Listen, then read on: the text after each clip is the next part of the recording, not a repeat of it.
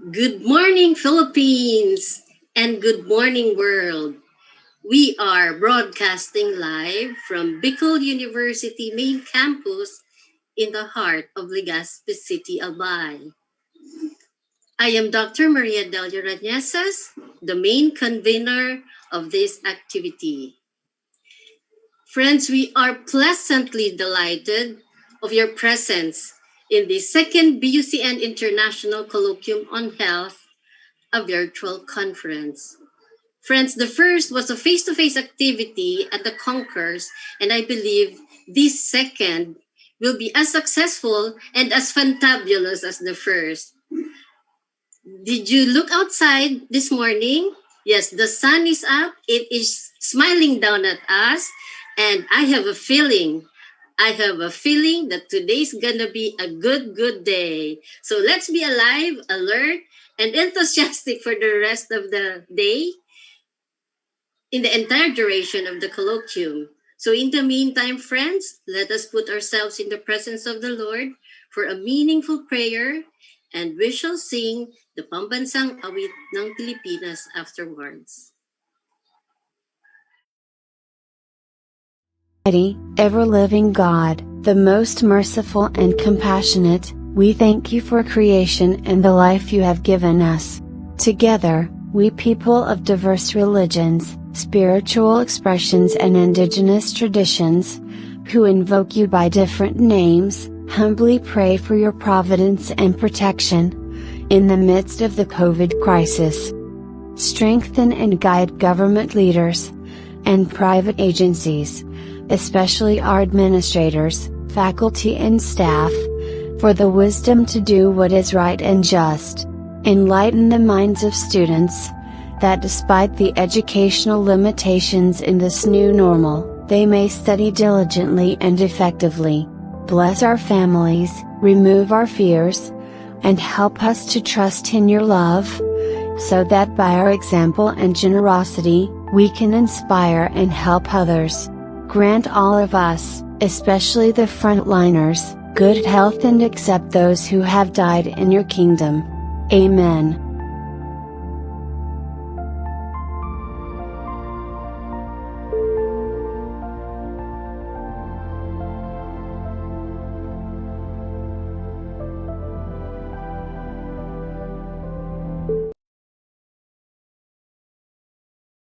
Bayang magiliw, perlas ng silanganan, anak ng puso, sa dibdib mo'y buhay.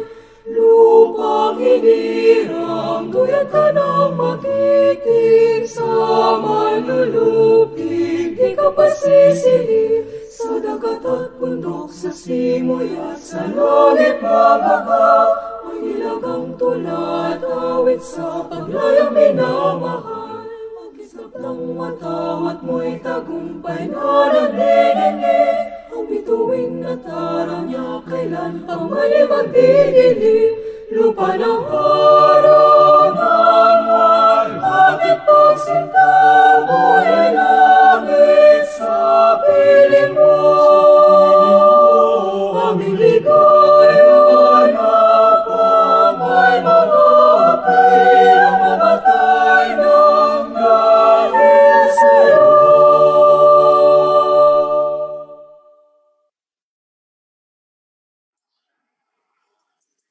Yes, thank you so much.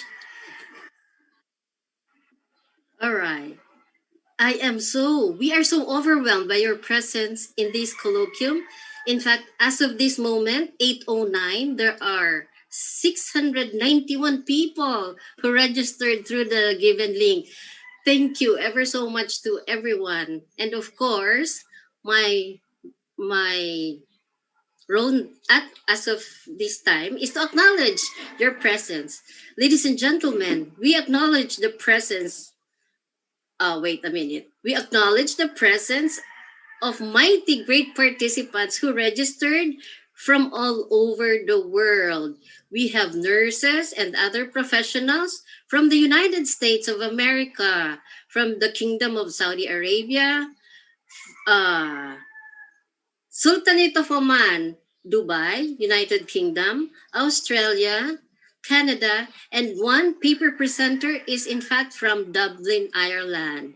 So we have participants also from DepEd, like DepEd Legazpi, DepEd Masbate, Sorsogon, Cabuyao, Laguna, DaEd Camarines Norte, Aroroy, Masbate, and many others. Pardon me if I did not get your other the other DepEd people, but anyway, I also would like to acknowledge the participants from the local government units like the provincial government of Albay, Masbate, Sorsogon, Catanduanes, Camarines Sur, Camarines Norte, Occidental Mindoro, Sarangani, Cabanatuan, Tagkawayan, Quezon, Olongapo City, Iriga City, and of course, Legazpi City. Pardon me, please, for the dogs. They are not ours. They are our neighbors. One of the challenges I usually experience during a live webcast. Anyway, we have also nurse clinicians and practicing nurses at hospitals like, of course, Bicol Regional Training and Teaching Hospital, Siruma Hospital in Camarines Sur, James Gordon Memorial Hospital in Olongapo City, St. Luke's Medical Philippine General Hospital, Salinas Valley Memorial Hospital in California, and also in Fresno. I forgot the hospital. Okay, now many from today's participants are also from schools, colleges, and universities like the University of the Philippines, Open University. Uh-huh. Wait a minute, Philippine Women's University. Special shout out to my classmate Gilbert Bagsik for all the help in coming up with the Google Forms and the Google links. University of Santo Tomas, España, Manila. Hello, Emelson. Yes, thank you. Then Camarines Sur Polytechnic College, including the Vice President and the Dean of the College of Nursing. Sablayan National Comprehensive High School in Mindoro Occidental, amazing. Gordon College, Divine Word College of Legazpi, Cavite State University, Olivares College in Tagaytay, Southern Luzon Bicol College, Masbate, Sorsogon State College, University of Eastern Philippines, Southern Bicol College, did I mention that already? And of course, Bicol University, all the departments such as BUCS, BUCE, SIT, BUCAL, BU Graduate School, IPSR, and the health services, they are also participating in this activity.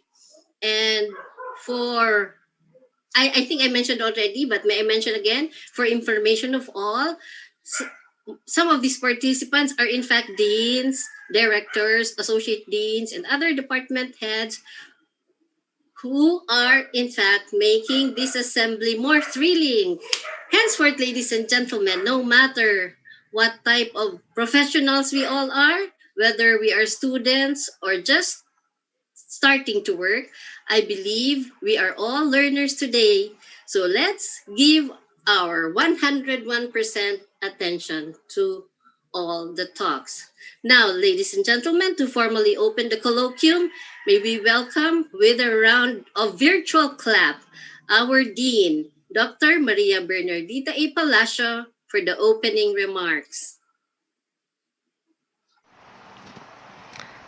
To our keynote speaker, Honorable Aldred A. Darilag, Chet Commissioner and Chair, BU Board of Regents, Dr. Arnulfo M. Mascareñas, President, Bicol University, Dr. Carl E. Balita, President, CEO, Carl Balita Review Center, Dr. Safari Y. M. Baleka, Online Director, Online Education Director, Adventist University, Nairobi, Kenya, esteemed guests, participants, members of the health and nursing profession, students, special mention to our frontliners in the battle against COVID-19. Ladies and gentlemen, a pleasant and blessed day to everyone. The theme for the second International Colloquium, initiated by the Bicol University College of Nursing, is promoting global health through research, innovation, and mitigation of health, disaster, and emergency risks.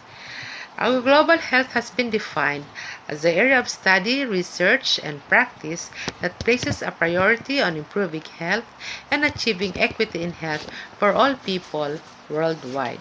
So the goal of health is improving health for all people in all nations by promoting wellness and eliminating avoidable disease, disability, and death. So why global health matters for everyone, everywhere. To put this issue into perspective, an author tells us to consider a garden, where some plants in a garden have the sun, water, and soil for them to grow healthy. Other plants, however, do not have the same resources. Not only are those plants placed at a greater risk, but the garden as a whole is more vulnerable as a result. As a global community, we function the same way. If our neighbors do not have what they need to prevent and treat disease, it puts everyone at a greater risk. When everyone can access health care, we are all better able to combat disease. So it is important that everyone has the opportunity to live a happy, healthy life. When people can live happy, healthy lives, they are better able to take part in society. Children can go to school and earn the education they need. Adults can work and put food on the table. So the World Health Strategy on Research for Health represents international recognition that global improvements in health are dependent on quality research that is approached from a global perspective. The World Health Organization recognizes that health policies and practices globally should be informed by the best research evidence. So on this note, I welcome everyone to today's milestone as the Bicol University College of Nursing puts together the most brilliant minds to talk on the theme and to present research papers from which we can all learn and act accordingly. So good morning and have a blessed day, everyone.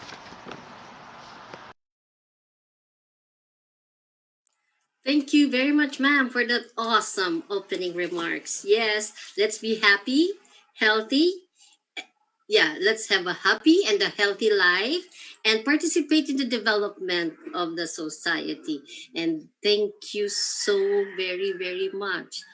I really have no idea if uh if the president is already around. Okay. Yeah, I just okay. All right. It happens in a live show, whether you're there or not yet there, but the show must go on. So in the meantime, we shall have the talk of the first guest speaker. Wait a minute. All right. Mm-hmm. Mel, are you there? Can you play the video first of Bicol University? Mel.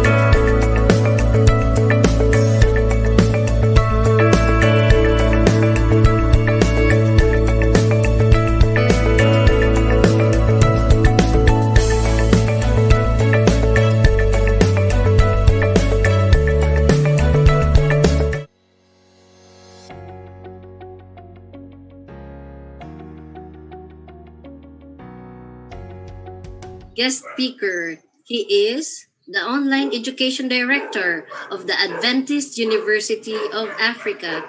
He is also the president of the Asian Qualitative ACRA, yes, Research Association. And we met him earlier on. We met him at another conference with the BU Graduate School a few years back. So, friends, help me welcome the Director of Online Education of Adventist University of Africa in Nairobi, Kenya, Dr. Safariwa Mbaleka. Friends, here he is.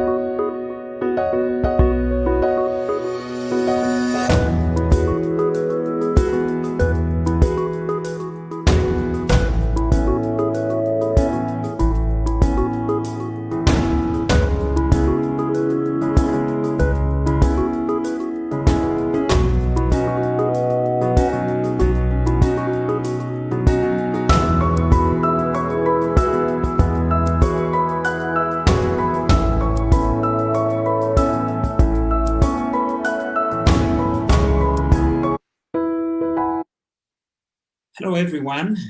Thank you so much for allowing me to speak to you today.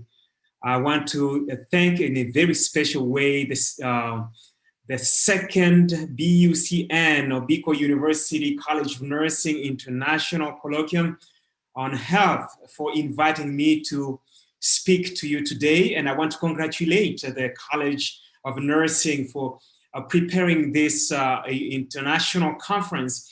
And I hope that for the next few minutes that I have to talk to you, I'll be able to share with you a few things that you can apply in your research. Your theme is promoting global health through research, innovation, and mitigation of health, disaster, and emergency risk. I don't know how many of you can remember that.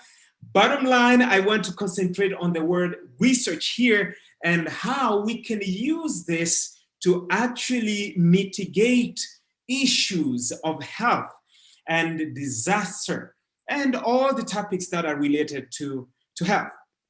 So today I've been asked to talk about qualitative research for health professionals and scholars.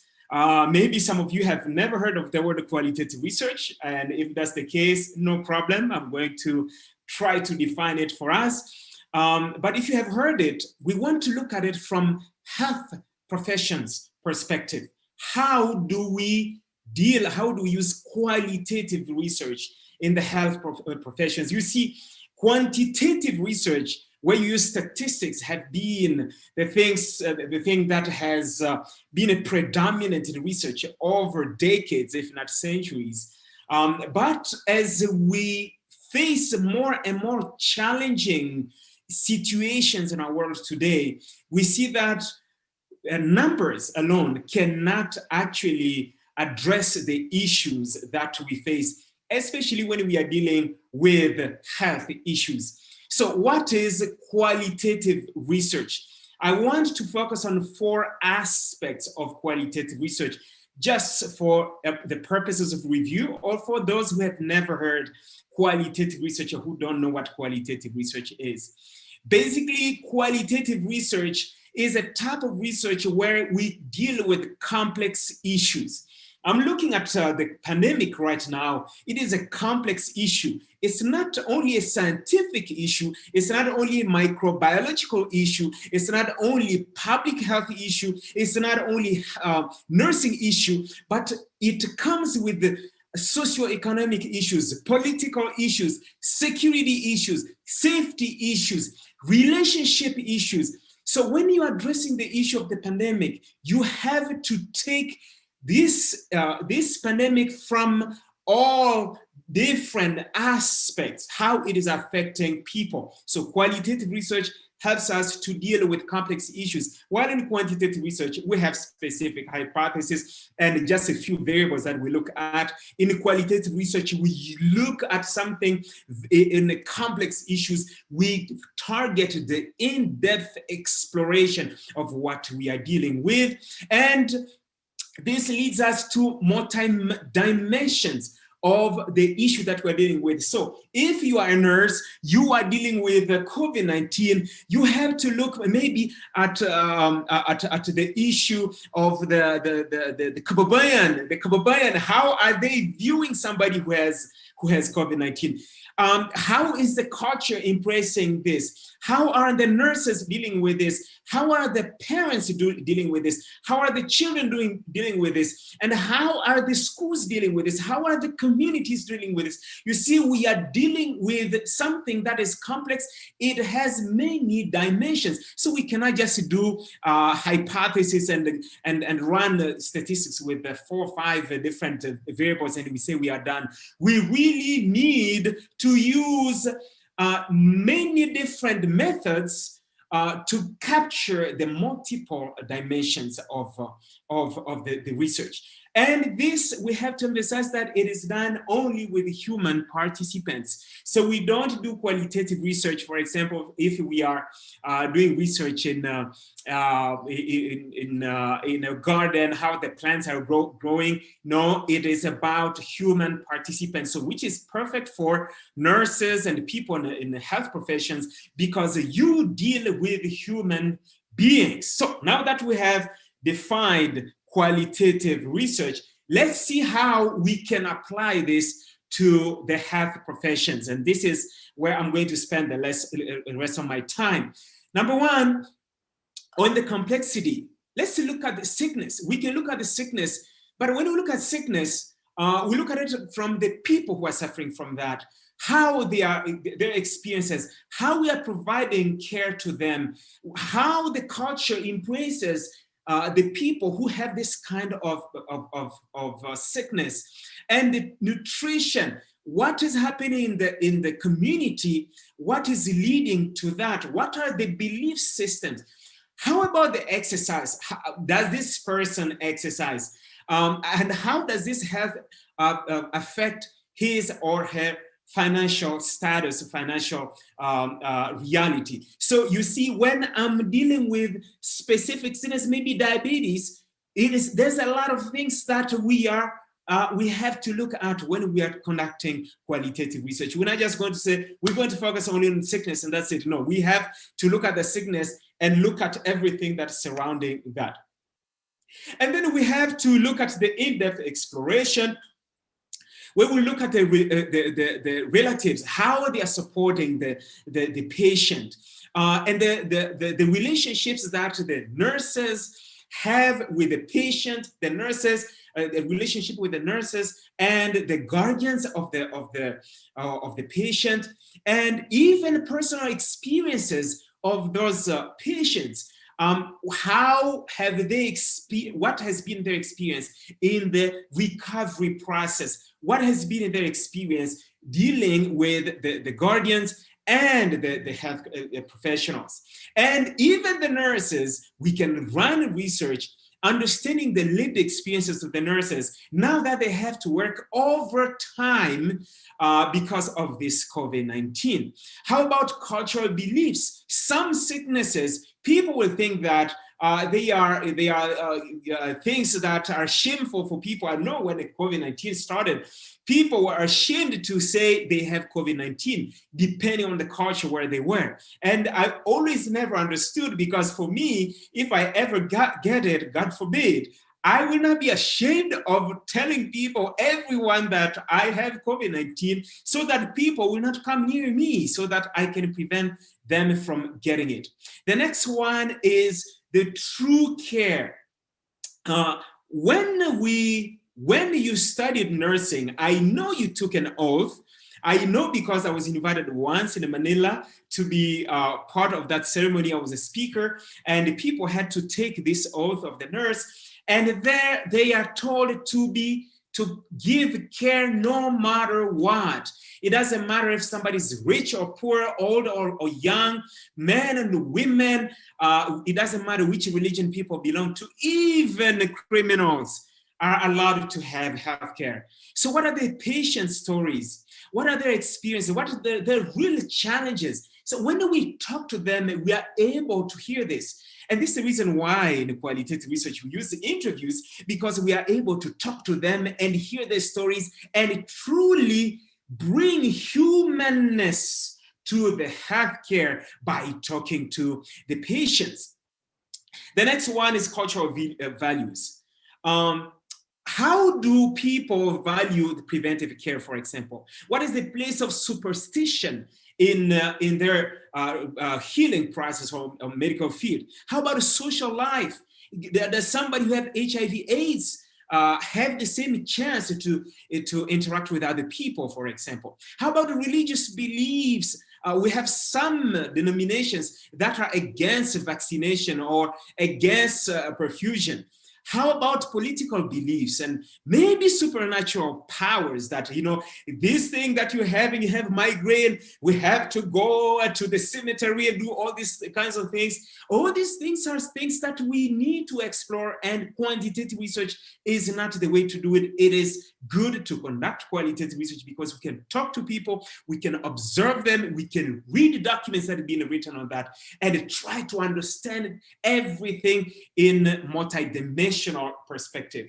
And we can conduct qualitative research on the health professionals, their lived experiences, their relationship among others. So nurses among themselves, nurses with their supervisors, nurses with the other staff that are not nurses, relationships with the patients, and even the belief systems that hospital or that clinic has. All these things happen even unconsciously when we are involved in the health professions. And so we need to bring them to the open so that people know what is actually happening. And by doing qualitative research, we can look more holistically at the health professions, at the healthcare, at nursing practices, so that we can provide the best services that we can possibly have. So I know my time is very short, so let me wrap up this by giving this specific direct quote that I thought it was really the heart of what I'm talking about. This comes from Tolley and colleagues, who said, qualitative design or qualitative research can help us understand the underlying behaviors, attitudes, and perceptions that determine health outcomes. It can identify the social, programmatic, and structural impediments to use of existing services, and it can shed light on how to design new development interventions so they align with the socio-economic realities of their intended beneficiaries, and therefore have a greater potential for success. What does this mean? It means when we are providing healthcare, it's not just about getting the diagnostic and then just give that injection, that's it. We need to look at the patient holistically. What we are doing with them affects them individually, and as a member of the family, as a member of the community, as a member of society. There's the socio-economic life, maybe even the religious life, and all these aspects of life. When we look at healthcare from that multiple perspective, we will be able to provide something that is much more effective to them. So, what do we take from this? Number one, qualitative research is a therapy. When you talk to people, you'll find that they will open their heart to you, and they will feel good after they talk to you. So what you can do that while you are collecting your data. Qualitative research, it helps build a rapport between you and the patients or the nurses that you are interviewing. Qualitative research It can be used to understand the complexity of a sickness. Because it's not just about the headache, it may be many, many other things that are behind that headache. Qualitative research actually helps to bring dignity to the patients because we have time to talk to them and hear their stories that maybe nobody has ever listened to. So these are the reasons why you should consider qualitative research. And actually, the good thing is that I have so many resources that I have published, and these books are available in the Philippines. If you are interested in them, I will not read each one of them, but if you're interested in any of them, just contact me. Find me on Facebook, Safari Wambaleka, and you can choose any of them and see how you can use that. I want to thank you so much for the opportunity again. And I have my website there. If you want the electronic copy of any of my books, just go to myresearchcorner.com.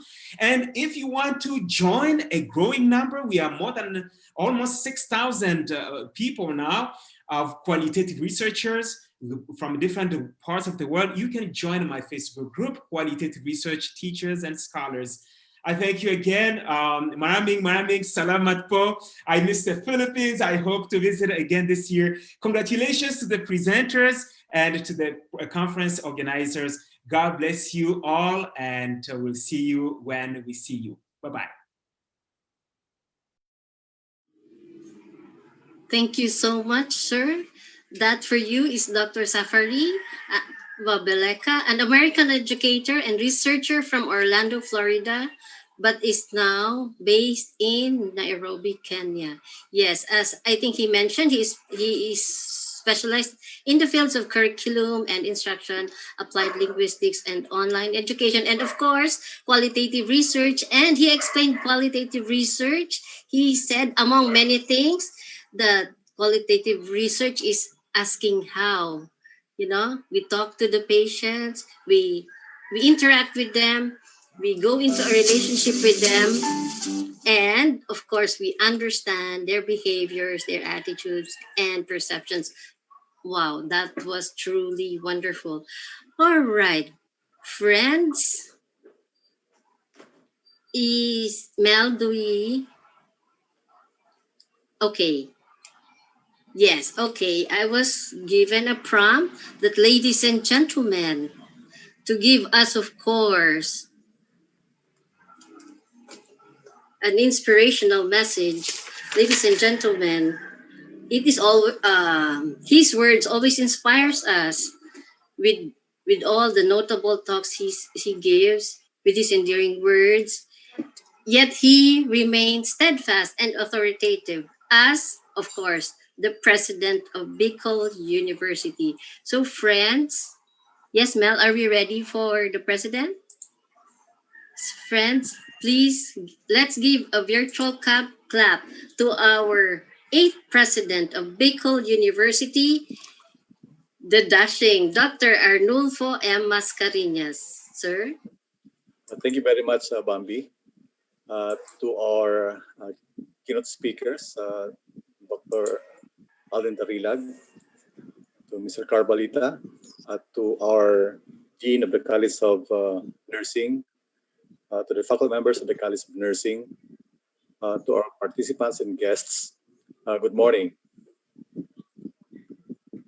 When the news about the first human cases of COVID-19 was first reported in Wuhan, China, in December 2019, it thrust the world into uncharted territory. Within months, the world witnessed how this virulent virus wreaked havoc on the global economy, upending international trade and travel as countries enforced lockdowns of varying degrees to curb the spread of the virus.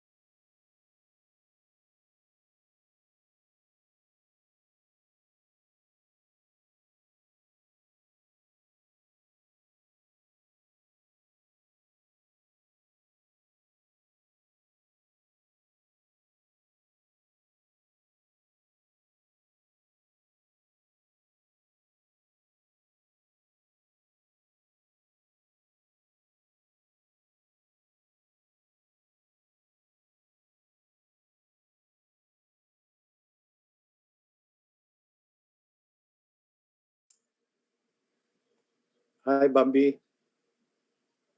I was disconnected.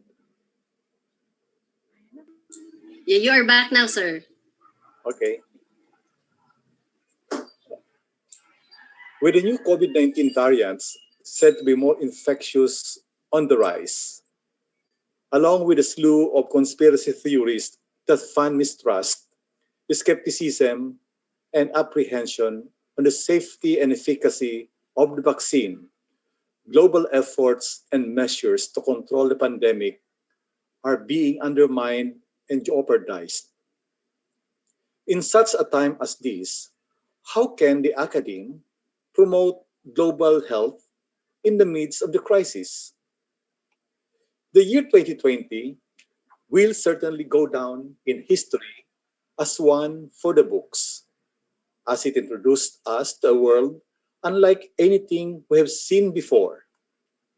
What started out as a health crisis eventually impacted all aspects of life, bringing the world into a standstill.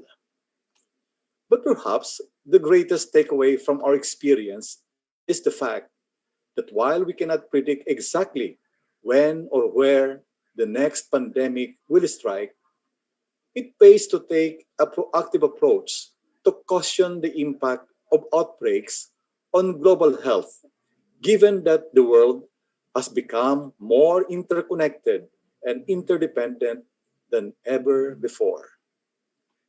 In times of extreme uncertainty, the need to actively engage in research that promotes global health and innovation and mitigation of health, disaster, and emergency risks cannot be stressed enough. Quality research on global health that is anchored on the reality on the ground can be an indispensable component in ensuring the health and well-being of all citizens worldwide.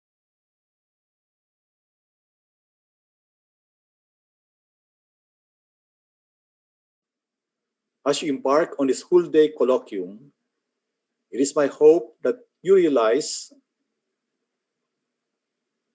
the value of health research in advancing discoveries and new insights to prevent and treat diseases and improve the care and treatment of people worldwide. May this event provide the necessary impetus for you to embark on extensive and innovative research projects that would significantly contribute to the body of knowledge in the world of medicine and healthcare.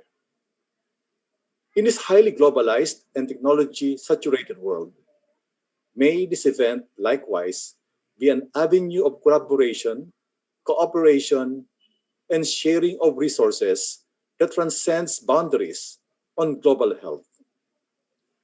The COVID 19 pandemic has shown us that the virus, which is invisible to the naked eye, knows no boundaries and respects no border. It is therefore imperative that all countries work together to combat this global threat. Our world is changing, and we're still reeling from the profound effects of this pandemic. The lesson of this global crisis, however, is very clear.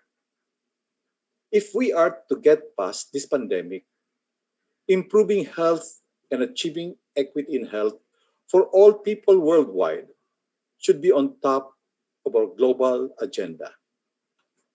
Let us all do our part in achieving our goal of a healthy world.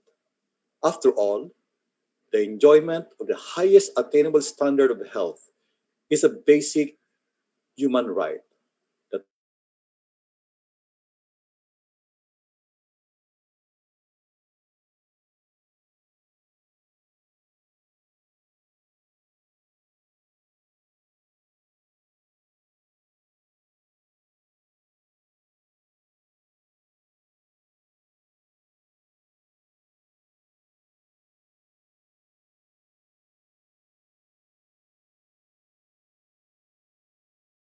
worldwide.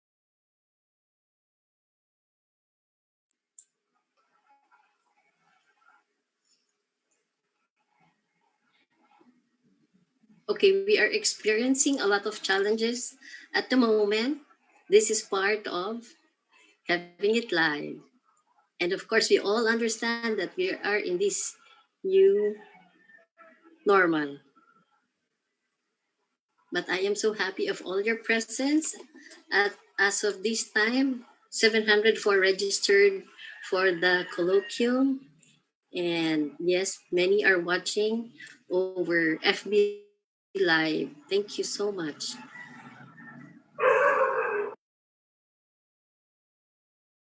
Okay, while waiting for the president to come back, there have been a lot of questions whether if these co- colloquium will give them CPD units.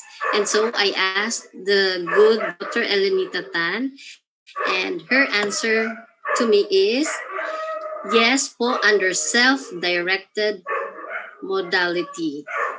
Okay? So yes, my dear nurses, nurse colleagues, nurse practitioners, nurse educators attending this colloquium will give us points under the self-directed modality. That is awesome. This is a free colloquium, remember? No registration fee, and we get the points. So, how do you get the points? How do you get the certificate? Please do the evaluation later. The evaluation link will be posted later on in the afternoon. After you do the evaluation, certificate will be automatically sent to you by Google Form. Yeah. All right. Uh-huh. Is is the president coming back? Yes, ladies and gentlemen, this is an avenue for research dissemination, and I was quite overwhelmed. I only targeted 20 papers, then 40 plus came, or almost 50 plus came, and then we have the final papers with on how many? 41, I think. And yes, we have 6.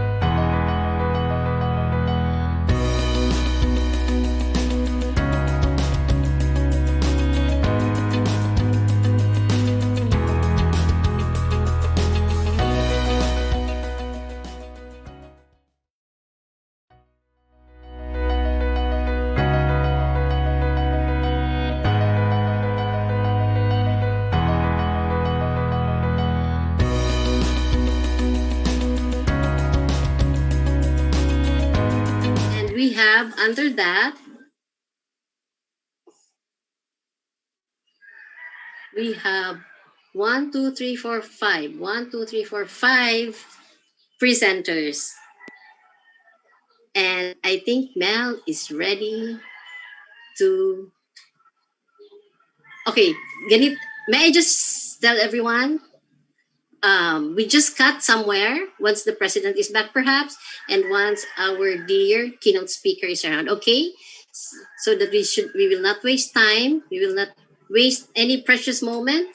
We continue with the colloquium. All right, take it away, Mel.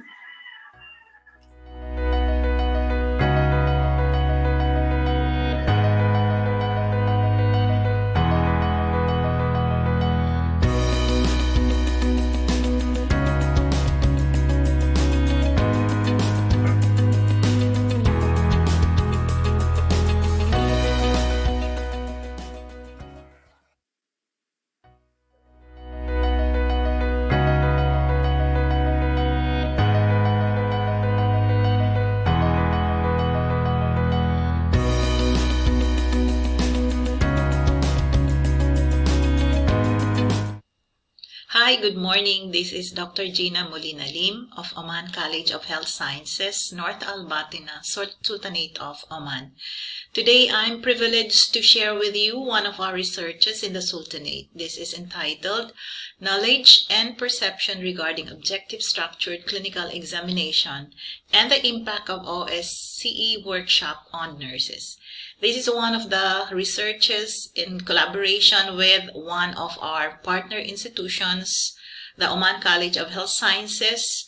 We have 2 faculty members from their side and the rest of us in the College of Nursing. So the main topic of this presentation and research is on assessment, specifically assessment in the clinical setting. And one of the tools that we usually use here is OSCE, or the Objective Structured Clinical Examination. And as you well know, it is one of the clinical tests or practical tests we use to assess the specific clinical skills of our students in the area. This has been started in 1975, and it's very useful because we use direct observations to see the skills of the students.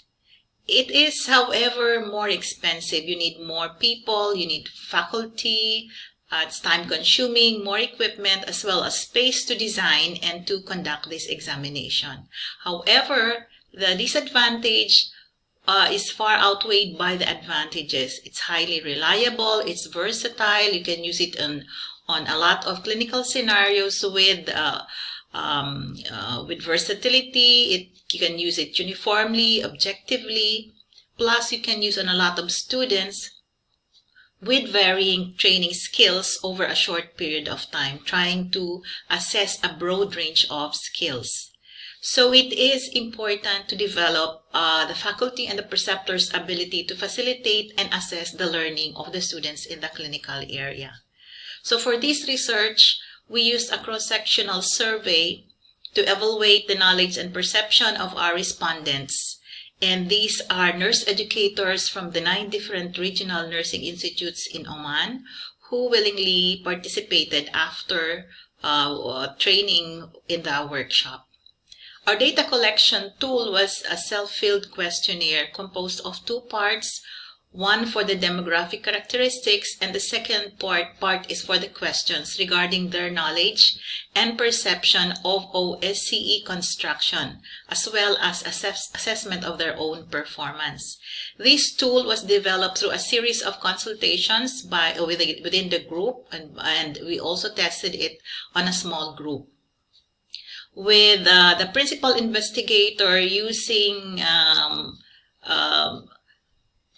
the first part of the training as for orientation.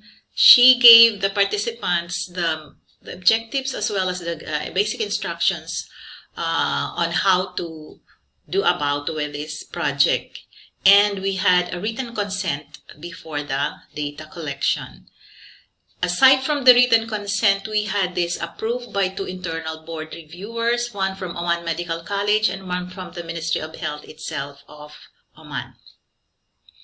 Now, for the description of the workshop itself, this was designed to train the trainers in OSCE organization and implementation. So our respondents are basically those faculty members who have at least 5 years experience in clinical teaching, and the main objectives were to understand the structure of OSCE, their roles as supervisors, the roles of the students, how to list the logistics for setting up the OSCE, to demonstrate how to construct these stations, plus how to train a simulated standardized patient.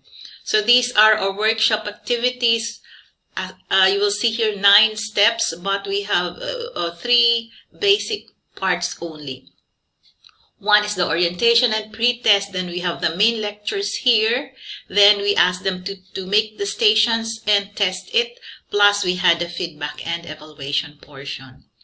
So for the evaluation of the workshop itself, the participants were asked to complete an anonymous satisfaction survey on a 5-point Likert scale, and this is assessing the following parts of the workshop. As to our findings, you will see here the demographic characteristics of our respondents. Most of them are females, and majority have more than 10 years of experience. Most of them are faculty members. You have a total of 10 staff nurses and 18 from the faculty members with different specialties. As to findings, our response rate was 75%. Those who completed only the pre and post test with a feedback. And the answers to the 10 questions, we used paired sample t-test. While all the responses were favorable, being above the mid-Likert point, there were 3 differences in the 3 questions that we found. These were on questions 4, 5, and 7. All of these 3 items, there was a significant increase in the level of agreement. As to the feedback, there was a median value either agreeing or strongly agreeing, and then you will find here that most of the items were strongly agreed on. Only 2 items were rated agree. These were on feedback was constructive, and the facilitation of the workshop was appropriately done. And so in conclusion, we said that implementing to train the nurse educators workshop may be a feasible and effective way to enhance one's knowledge and skills in conducting OSCE. That's the first. Then it is through a hands-on interactive workshop to train nurse educators that will help them do the job. And so from the Sultanate of Oman, from North Al-Batina, where I am situated, enjoy the rest of the day and hope you also benefit from what I presented for this morning. Thank you. Shukran jazilan. Thank you very much. That for you is the first paper presented for today's colloquium. Ladies and gentlemen, we are so honored to have with us our keynote speaker. Friends, he serves the Commission on Higher Education by progressively leading the advancement of a wide array of relevant and timely disciplines in higher education. This is exemplified through his work as the Oversight Commissioner for Teacher Education and Teacher Quality, Gender and Development, Extension Programs for State Universities and Colleges, and the Southeast Asian Regional Center for Tropical Biology. And as a champion for future thinking and cultural education, our dear keynote speaker is grounded in his beliefs that progressive advancement in higher education can be achieved by holistically supporting higher education institution to be of service to faculty and students by reflecting on previous policies and experiences, by collaborating with agencies both public and private, local and international, and by having a more refined foresight to prepare students regardless of ethnicity, gender, socioeconomic status, and religion for the world of tomorrow. Friends, included in these notable achievements in the time of COVID-19 pandemic are spearheading the Eastern Visayas Higher Education Institutions Flexible Learning Management Systems Consortium in Region 8, leading the working on resilience and innovation for teaching excellence in Region 11, and organizing a region-wide flexible learning initiatives and consortium programs of the 170 higher education institutions of Region 5 in partnership with the Bicol Foundation for Higher Education. Through his remarkable leadership, ladies and gentlemen, this consortia helped in leading the redefinition of higher education in the new normal. In addition to his work on flexible learning, our dear keynote speaker is also a human rights and gender rights advocate. He leads in the institutionalization of gender transformative practices, such as envisioning the revitalized gender resource centers for the regional offices of CHED, and encourages the sub-presidents in realizing sensitive infrastructure, as well as the creation of gender responsive mechanisms that will address gender and development issues and concerns of higher educational system. Friends, our keynote speaker also leads the promotion of cultural education in higher education, a step necessary to ensure the respectful preservation of Philippine culture and the arts for succeeding generations. This includes developing cultural offices in various universities, including culture-based education in higher education curricula, supporting universities to document best practices through updated multimedia forms, and his support for the arts is also celebrated through his work as an accredited faculty of the National Commission for Culture and the Arts, handling the Philippine Culture Education Program, Graduate Diploma in Cultural Education, and Graduate Diploma in Teaching Arts. Ladies and gentlemen, our guest of honor is also a widely published and passionate researcher. He co-authored some of the publications of notable bacteriologists and protozoologists in UP Manila in collaboration with Ganma School of Medicine in Japan. The published researches include clinical and laboratory correlates of cerebral malaria in the Philippines, published in the Transaction of the Royal Society of Tropical Medicine and Hygiene, application of seroepidemiology in the evaluation in a community-based malaria control program in the Philippines, published in the Japanese Journal of Tropical Medicine and Hygiene. And there are so many others researches widely published. Okay, friends, prior to his appointment as CHED Commissioner, our dear keynote speaker has served the higher education landscape in various capacities as Director of Human Resource Management Services of De La Salle, Philippines, as head of the HR Commission of the Lasallian School Network, as Vice President for Academic Services at St. Paul University, Surigao, as Dean of the Graduate School of St. Paul University, Manila, as Vice President for Research Planning and Extension Services of Pamantasan ng Lunsod ng Marikina, as Associate Professorial Lecturer at De La Salle University, Manila, Brother Andrew Gonzalez College of Education, as adjunct faculty of various private higher education institutions like Holy Angel University, Far Eastern University, University of Santo Tomas, and De La Salle College of St. Benil. Well, ladies and gentlemen, our guest of honor finished his doctoral of philosophy in educational leadership and management and has earned PhD units in science education major in biology. That explains his papers published, okay? And finished his Master of Education major in school leadership at De La Salle University, Manila. He also has a master's degree in medical technology at the University of Santo Tomas and a certified human resource professional, a registered medical technologist, and of course, a registered nurse. And on top of all these academic pursuits and behind all these noteworthy accomplishments, Commissioner, our guest of honor, is of course, maintains his primary role in life as a devoted family man and a loving husband to his wife, Maricel. And I see that po on your Facebook post. Sorry. He managed to preserve the good quality of his household and the virtuous upbringing of his two kids.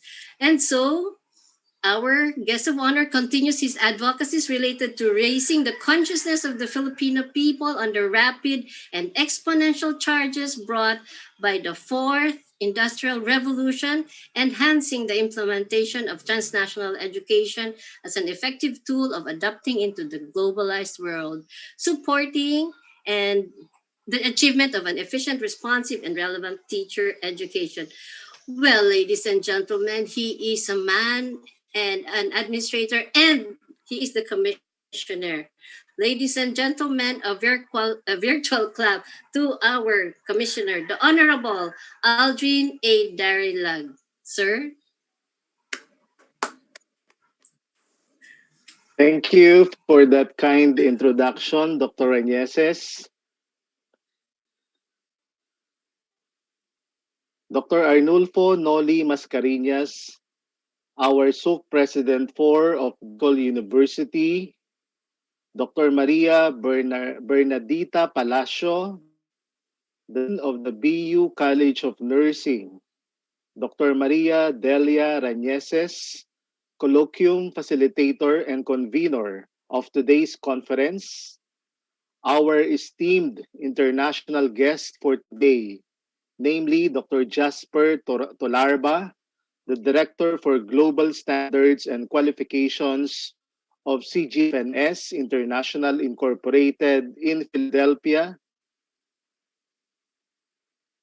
Dr. Safari Wambaleka, the Director for Online Education of the Adventist University of Africa in Nairobi, Dr. Carl Balita, Director and Manager of the Carl Balita Review Center in Metro Manila, Philippines, our presenters who have allotted much time and effort to cultivate responsive and relevant research in today's context of challenges,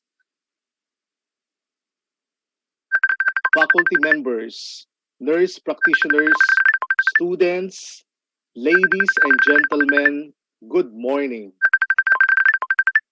Please accept my appreciation to the Bicol University, led by its President Noli Mascareñas, for the opportunity to be the keynote speaker in today's conference.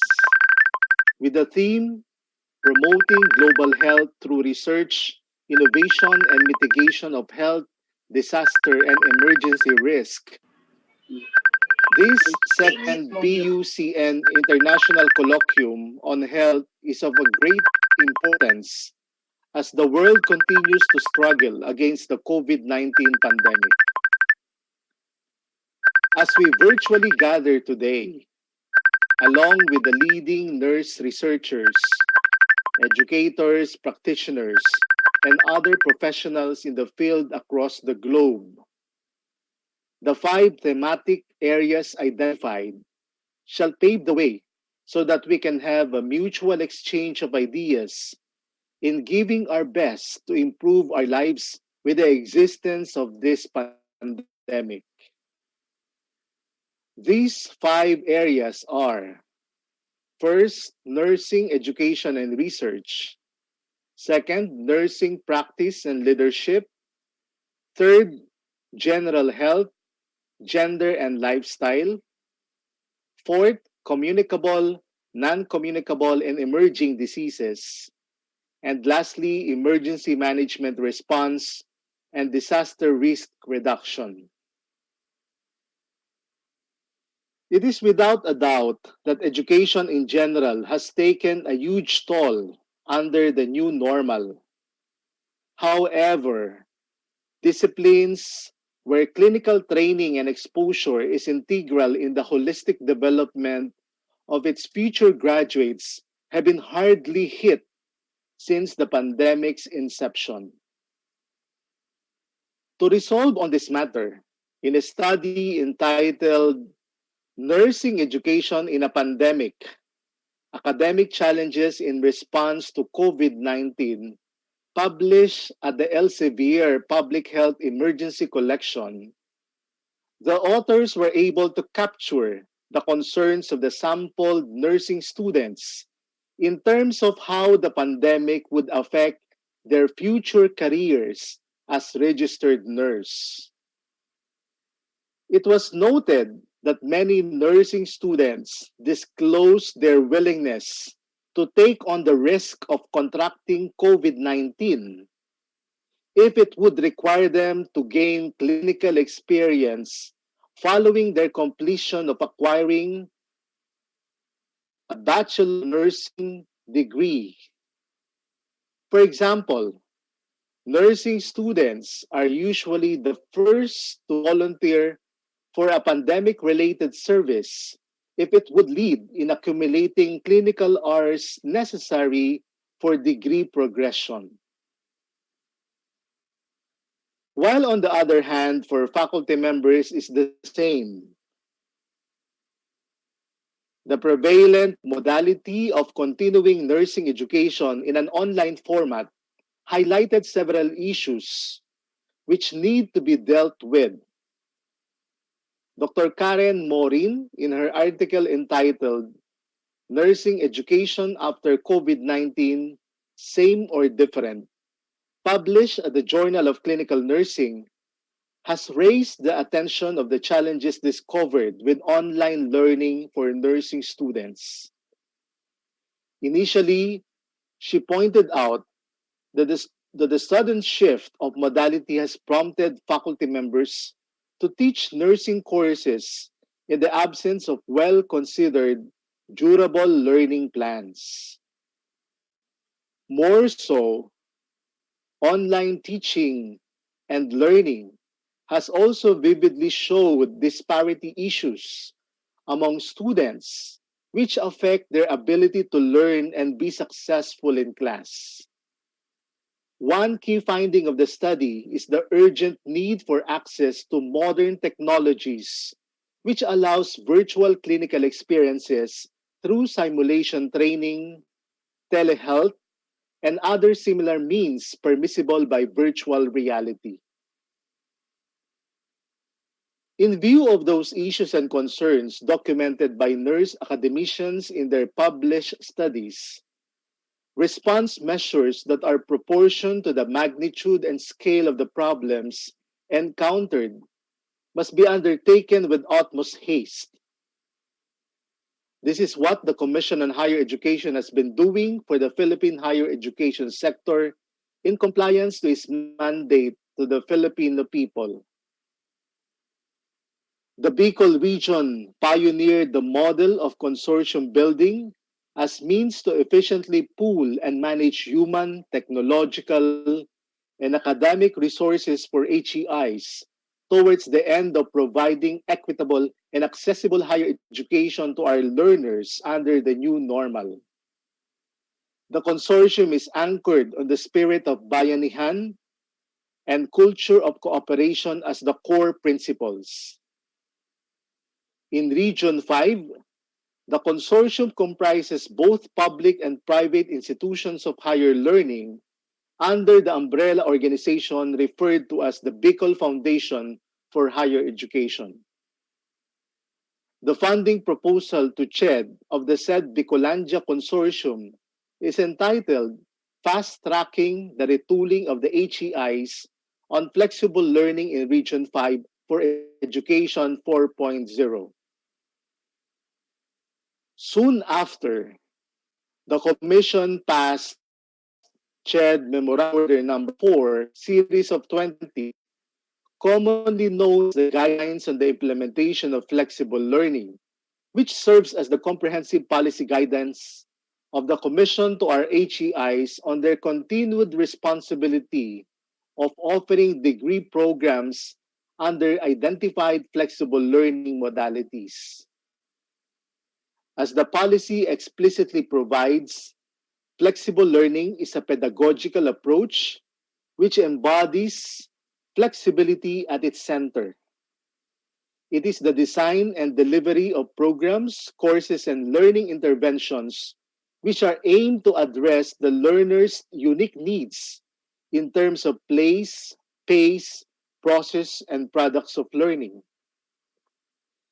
CMO4 provides ample latitude for HEIs to determine which flexible learning and other alternative delivery modes are best applicable to their unique contexts as long as it is reasonable, transparent, and outcomes-based validated. Finally, for 2021, there have been substantial progress reached on making limited face-to-face classes a possibility. Although flexibility learning or flexible learning is still deemed the safest modality of learning under the current situation, the Commission recognizes that face to face delivery is necessary for courses where tactile, experiential, or hands on learning is most crucial. As such, the Commission and the Department of Health has finalized its working draft for a joint memorandum circular on the guidelines on the gradual reopening of campuses of higher education institutions for limited face to face classes during the COVID 19 pandemic. Recognizing the vital need of providing additional manpower support to the Philippine healthcare system during this pandemic, 6 health related degree programs have been identified as priority programs permitted to conduct limited face to face classes, which includes nursing.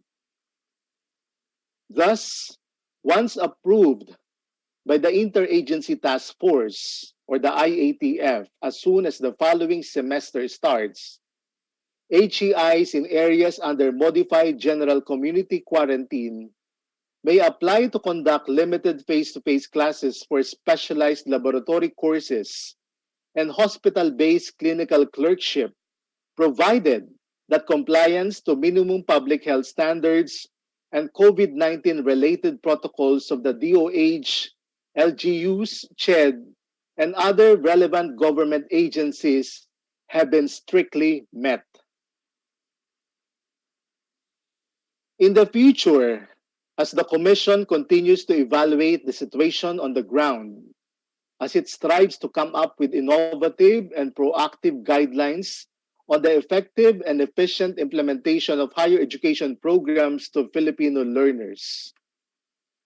These institutional initiatives among our HEIs truly serve an integral purpose of assisting the Commission in its undertaking at hand. CHED could not make this alone. We need all the support we could gather in this battle for victory.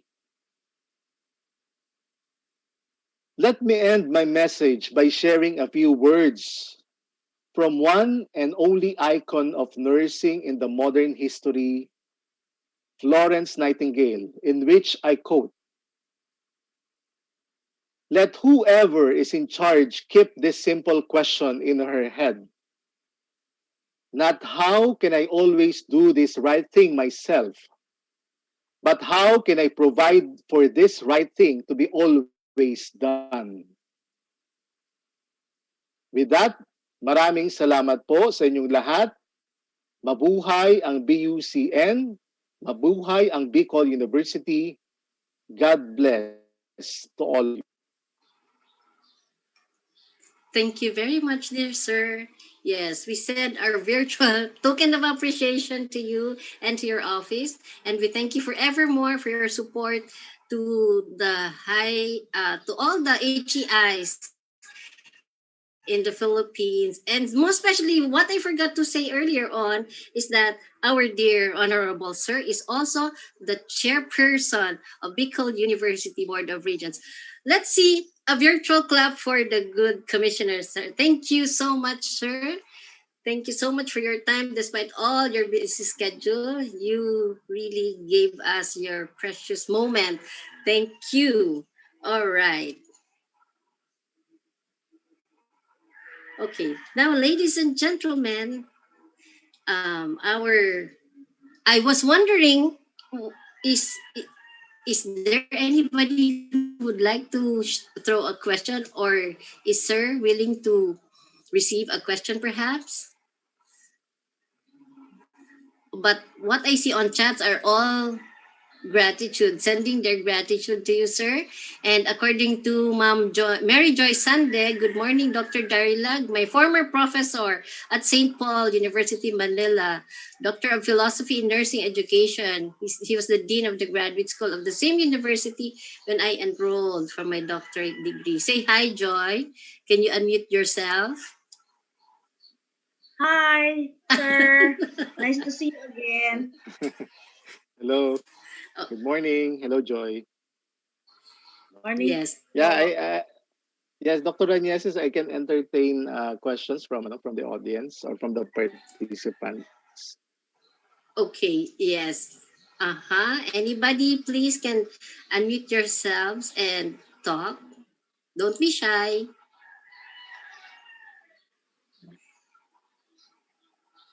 Oh, I think they're not ready for the question.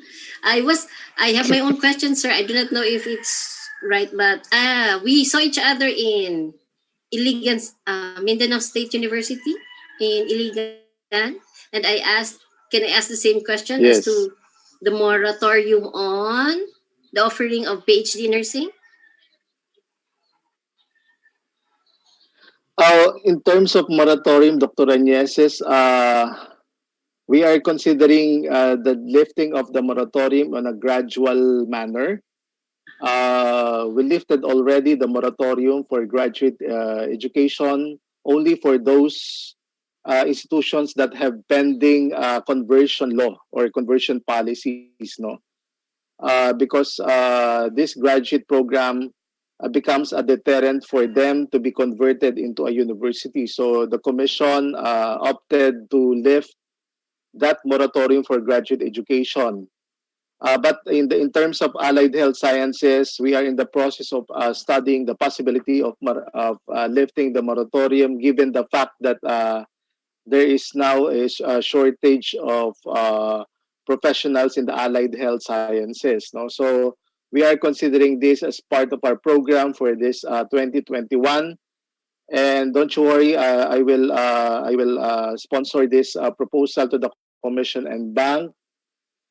Uh, and in fact, we are doing everything for us to enhance the allied health profession or the allied health programs. We have already the free medical education for all our state universities and colleges.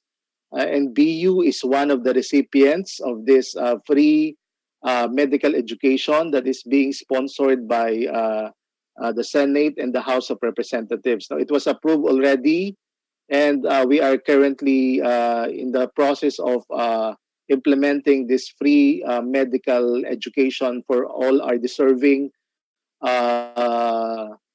students in the medicine. So most probably the lift of this nurse moratorium for nursing is on its way already, and that will be one of our agenda during this year's discussion in the commission and bank. Thank you, Dr. Reneses. That is fantastic, sir. I mean, it will mean harder work for us from the Bicol University College of Nursing, but I think most of us are willing to work on once you lift the moratorium. I think we will we will be on the track towards offering the PhD nursing. Thank you very much, sir. Yes, they say here, thank you so much, Commissioner Aldrin Darilag, from my co-teacher, Ma'am Moros. Also from CSPC, BSN Program Chair, thank you so much, Dr. Darilag. Okay, thank you so much. I don't see any other, but we thank you, sir, for all the guidelines, for all the memorandums, because we need it badly in the academe. There have been a lot of challenges in the flexible learning, but we are okay. So thanks to you, po. Thank Thank you. you. And congratulations to the College of Nursing of Bicol University. Thank you, sir, and thank you always for your support. Okay, so we proceed now. All right, that was amazing. Thank you so much. Okay. Mm-hmm. Yeah. Sir Darilag actually mentioned about the 5 thematic areas, but last hour, you know what? We revised it into 6 because there were a lot of papers under the general health, gender, and lifestyle. In fact, there were many papers under the gender, so we separated it. And if you noticed, Sir Darilag has a lot of work towards gender and development. Okay, so we will proceed to the first thematic. They will proceed or go back to the paper presentations under the first thematic area, um, nursing education and research. Wait a minute, we had the first presenter already, and we shall now proceed to the 4 others. under the same theme. Mel, are you there, Mel? Yes.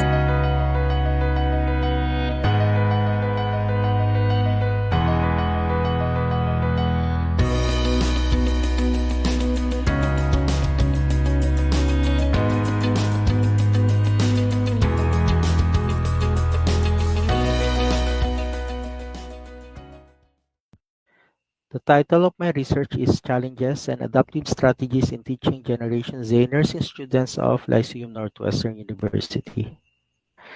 Jensers were born between 1995 and 2010. They made up the majority of university students that are roaming our campus today. So it has been reported that the physical brain makeup of these students is different to that of a student from 20 years ago because they are visual learners. Educators would do well not only to understand the history that shapes this generation, but also to create opportunities to leverage their uniqueness for positive outcomes.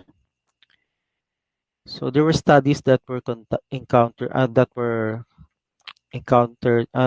conducted abroad, but however, there were not. I have not found any such studies here in our country. This study will provide us with fresh insight on how this generation behave, how they treat learning, and will help us create ways to educate them. And for my research paradigm, I started with in interviewing instructors teaching these students, and for the impact, it will increase motivation for these students to learn and enhance teaching strategies for their teachers, thus improving quality education for these Yansei nursing students. So I utilized phenomenological research design, and a total of 14 instructors teaching these students were interviewed. So two main teams from several sub-teams were generated. First one is challenged by the challenger and accepting the challenge. For challenges in teaching these students, I found out that media consumption is a lifestyle and not just an entertainment for them because they grew up in an entirely post-digital era. And they have a short attention span of not more than 8 seconds, and they can juggle more screens, at least 5 screens at a time. So this is the reason they cannot stay in one topic for longer duration. So this is task switching or multitasking, and that is their strength. And they want their ideas to be heard because they are inquisitive and globally aware due to exposure to social media. They are building their own personal brand, and they want to be unique. They want for their own success and not to be discovered. That's why most of them are venturing on online business. Okay, they were also born to Gen X or Gen Y parents, so this resulted to their maturing prematurely. Okay, so they act and dress like miniature adults, and they tend to micromanage their lives and show distrust of institutions. So this is social media based activism, so they want to share or post whatever they feel in the social media, and they prepare active participation over passive learning. So they prepare learning by doing rather than being told what to do. So this is timely and appropriate for the online learning that we have during this pandemic. And for adaptive strategies in teaching these students, we need to understand and listen to them by knowing that that mobile technology is an inherent part of their lives, and they are adept researchers, so they want to self-educate. So we also need as instructors to update ourselves by through transformational teaching or learning rather than traditional teaching. And we can improve our teaching by being computer literate and integrating technology in our teaching, and the use of online resources like our LMS or using the Google Meet or Google Class. And we also need to encourage active participation in group discussion by because they expect to be fully engaged and to be a part in the learning process, and they tend to drive if they were given an opportunity to fully immerse in their educational experience, and they learn best by doing. And for the conclusion, so study revealed that instructors were not fully aware of the attributes of Gen Z nursing students.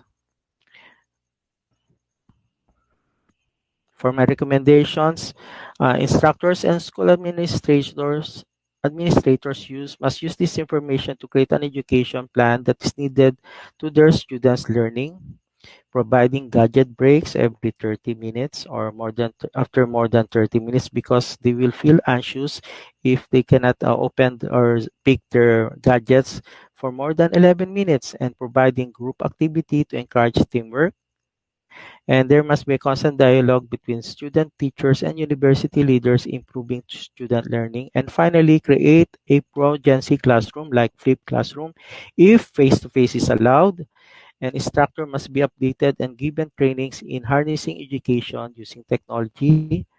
And we must collaborate and create learning modules and softwares to improve learning, including hands-on learning for all, plus improving our hardwares, especially the Wi-Fi connections and internet speed. So thank you very much for giving me the opportunity to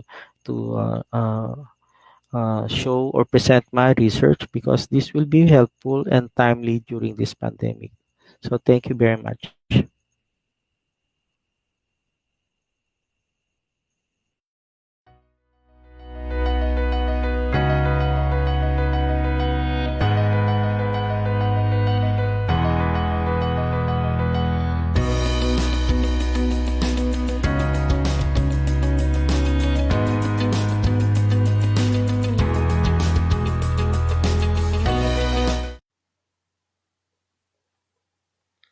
A pleasant day, everyone. May I present to you an assessment of the competencies of graduates in the Bicol University College of Nursing, Legazpi City, 2015 to 2017.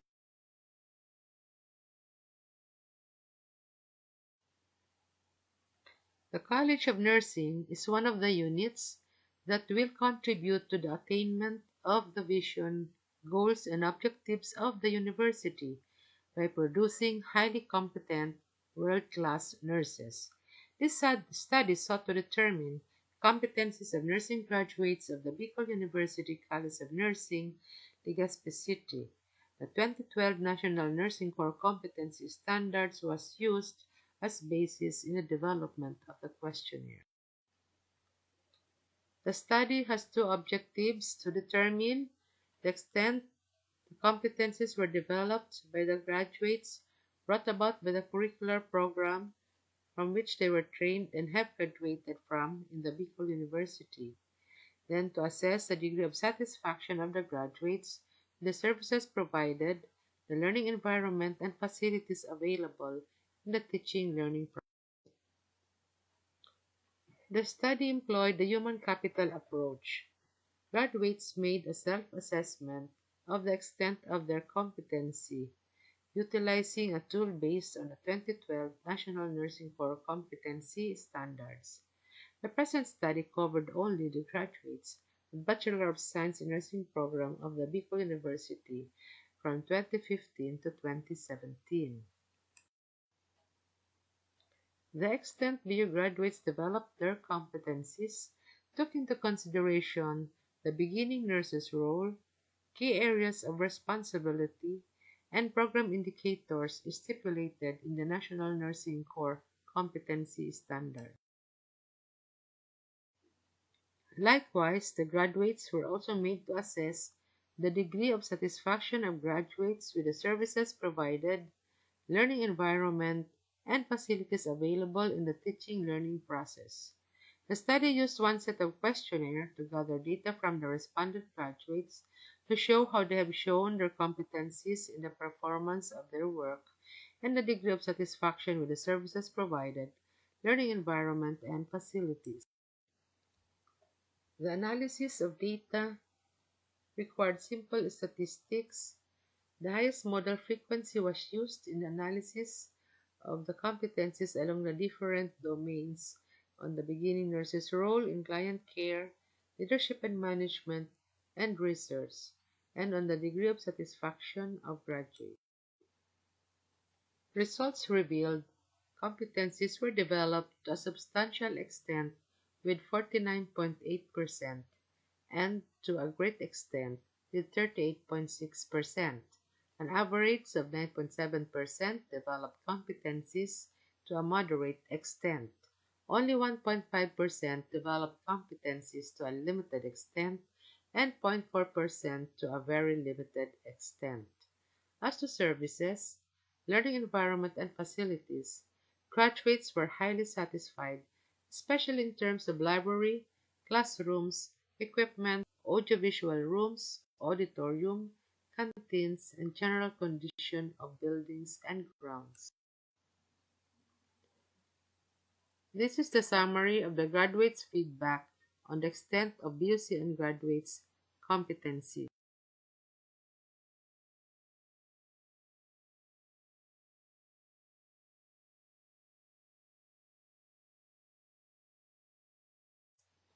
Based on the findings and conclusions of the study, the following recommendations are made: a regular review of the curriculum objectives, activities, and assessment of output to ensure that competencies are developed by the BS nursing graduates.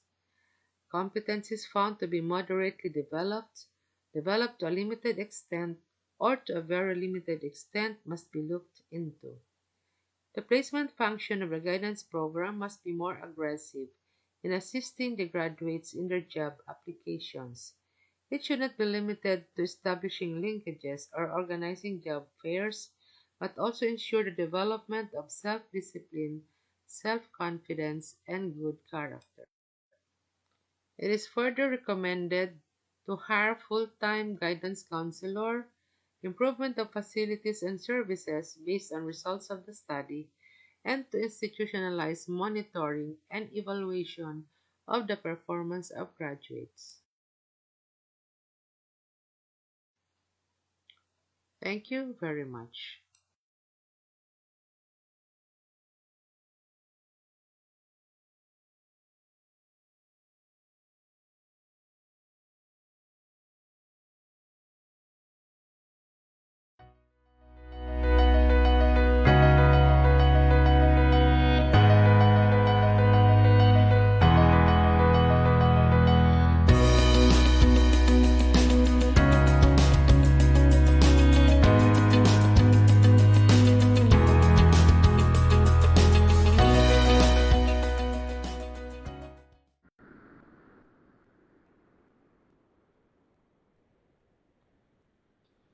To the organizers of this virtual conference, fellow virtual paper presenters, attendees, wherever you may be, good day.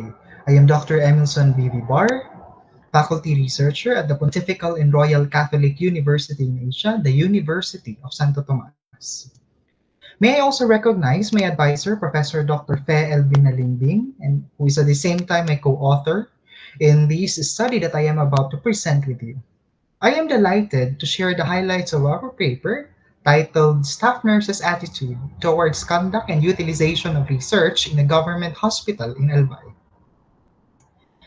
The development of scientific basis for nursing practice through research and ultimately the utilization of nursing research in nursing practice is essential to ensure the provision of safe, effective, and efficient client care. Despite the fact that members of the nursing profession are making major strides in conducting research, they continue to struggle with the application of these findings in the clinical setting. Several authors suggest that nurses' attitudes and perceptions toward nursing research influence whether or not research is utilized in nursing practice. While the potential benefits of ensuring evidence based practice are numerous, the literature indicates that few linkages between research and practice at the staff nurse level. If one is to improve the quality of client care, nursing practice should be based on research findings. Even though studies indicate that nurses feel that research improves clinical practice, their reluctance to change from the familiar and implement scientifically sound research findings is seen. Hence, this study was undertaken. This study intends to explore the attitude of staff nurses towards first conduct of research, the second one, research utilization, and to find out the research climate in the healthcare facility. The study is anchored on the theory of reason action that is used to explain the relationship between attitude and behavior. Based on this theory, a relationship between the attitudes toward nursing research, subjective norm, and the utilization of nursing research may be postulated. The nurse's decision to become involved in nursing research or to implement research findings to in practice will depend on the following: the nurse's attitudes toward nursing research, the nurse's beliefs or perceptions regarding the value of, and the nurse's role in nursing research, the value the nurse places on the reward for the use of research, the likelihood that the reward will be obtained, the views of others towards the research, and the credibility given to the opinions of others concerning the research. Using a quantitative descriptive evaluative design, a content validated, reliability tested, ethically approved survey questionnaire was used, which consisted of four parts: demographics, attitude towards conduct of research and research utilization, and research climate in the facility. The research utilization portion was adopted because it has been extensively studied and validated. As to other portions of the tool, they underwent rigorous content validation, pilot study, and reliability testing through Cronbach's Alpha with reliability coefficient of 0.85 and was thoroughly reviewed and successfully approved by the Hospital Research Ethics Review Committee. Likert scale was also used to measure respondents' attitudes by asking the degree of agreement and disagreement regarding their attitudes toward research conduct and utilization. The study was participated by 90 staff nurses with plantilla position. Basically, it was a total enumeration of all staff nurses from nurse 1 to chief of nursing services. Statistical measures used to analyze the gathered data were percentage, weighted mean, and frequency. Let us proceed to the meat of the study, the results and discussion. In terms of the conduct of research, the findings presented in this slide is supported by the study of Kai, Eckerling, and Fawcett, who claimed that shaping a positive research mindset is important to the goal of a research-based practice. The institutional setting, okay, should employ a great deal of power when it comes to mandating practice changes. The institution must also value research and embrace a continuing state of change by empowering the nursing staff to question the status quo. Now, in terms of research utilization, the findings presented herein are validated by the studies conducted by Champion and Leach and Wolczak, who delve on the variables related to utilization of nursing research and perceived barriers to nursing research utilization. Lastly, in terms of the research climate in the healthcare facility, it was found out that majority of nurses recognize the presence of this research and ethics review committee. The study done by Walczak, McGuire, Haysfield, and Beasley, this committee is responsible in integrating ethics throughout the healthcare institution, from the bedside to the boardroom, ensuring that systems and processes contribute to and do not interfere with ethical practices.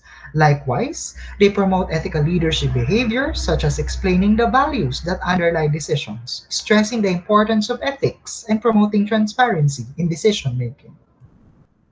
In light of these findings, the following conclusions were drawn. Staff nurses have an overall positive attitude towards conduct of research. Staff nurses have an overall positive as well towards utilizing research findings in clinical practice. And lastly, there is a positive research climate at the healthcare facility, indicating that the hospital administrators are supportive of conducting and utilizing research in their nursing practice. Now, for the recommendations, the study provides windows of opportunity to nurse researchers and administrators to undertake the following studies: level of implementation of research activities, administrators' personal and professional characteristics, quality assurance mechanisms, and organizational structure as correlates to research implementation in Philippine hospitals, nursing academe and hospital industry partnership, fostering a culture of research in government and private healthcare facilities, and extent of participation and engagement of nurses in hospital-based research programs and activities. And finally, these are the bibliographic entries I use for my literature review to justify, validate, and support the findings of the study. Thank you, and once again, good day.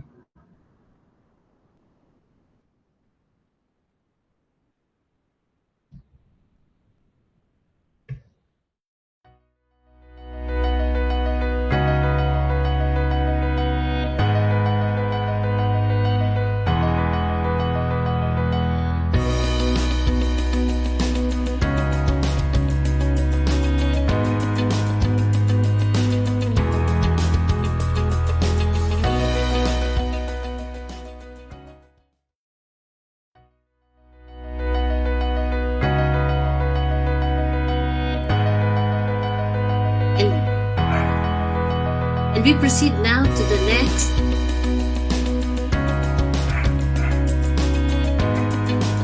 We proceed now to the next thematic area, nursing practice and leadership. And we have 5 presenters under the nursing practice and leadership.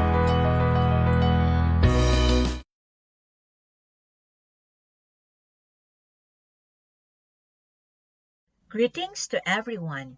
I am Charina J. Sipcon from Bicol University College of Nursing, and I am very much pleased to present my study dubbed as Mental Health Programs and Services, Accessibility and Capability of Local Government Units in Albay.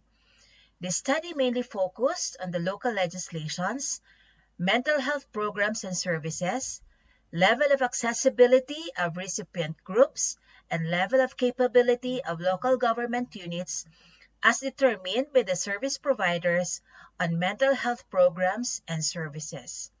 As an introduction, there can be no health without mental health.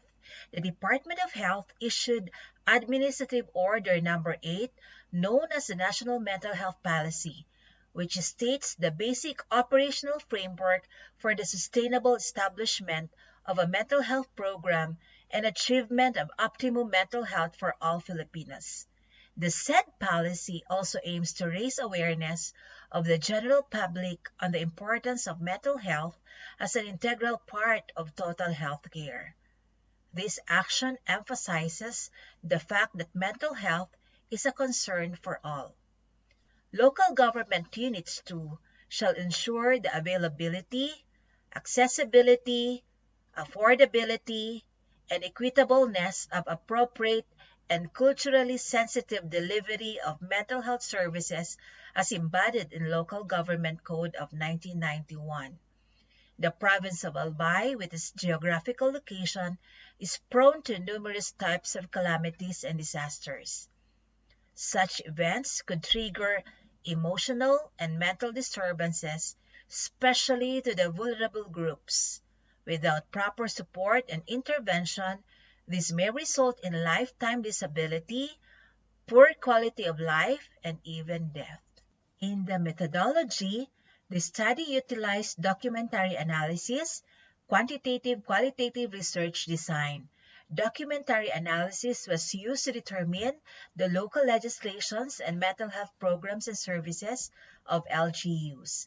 Likert method with a 5-point scale was also used for the questionnaire checklist intended for determining the level of accessibility of recipient groups and level of capability of LGUs in the delivery of mental health care programs and services as perceived by the service providers.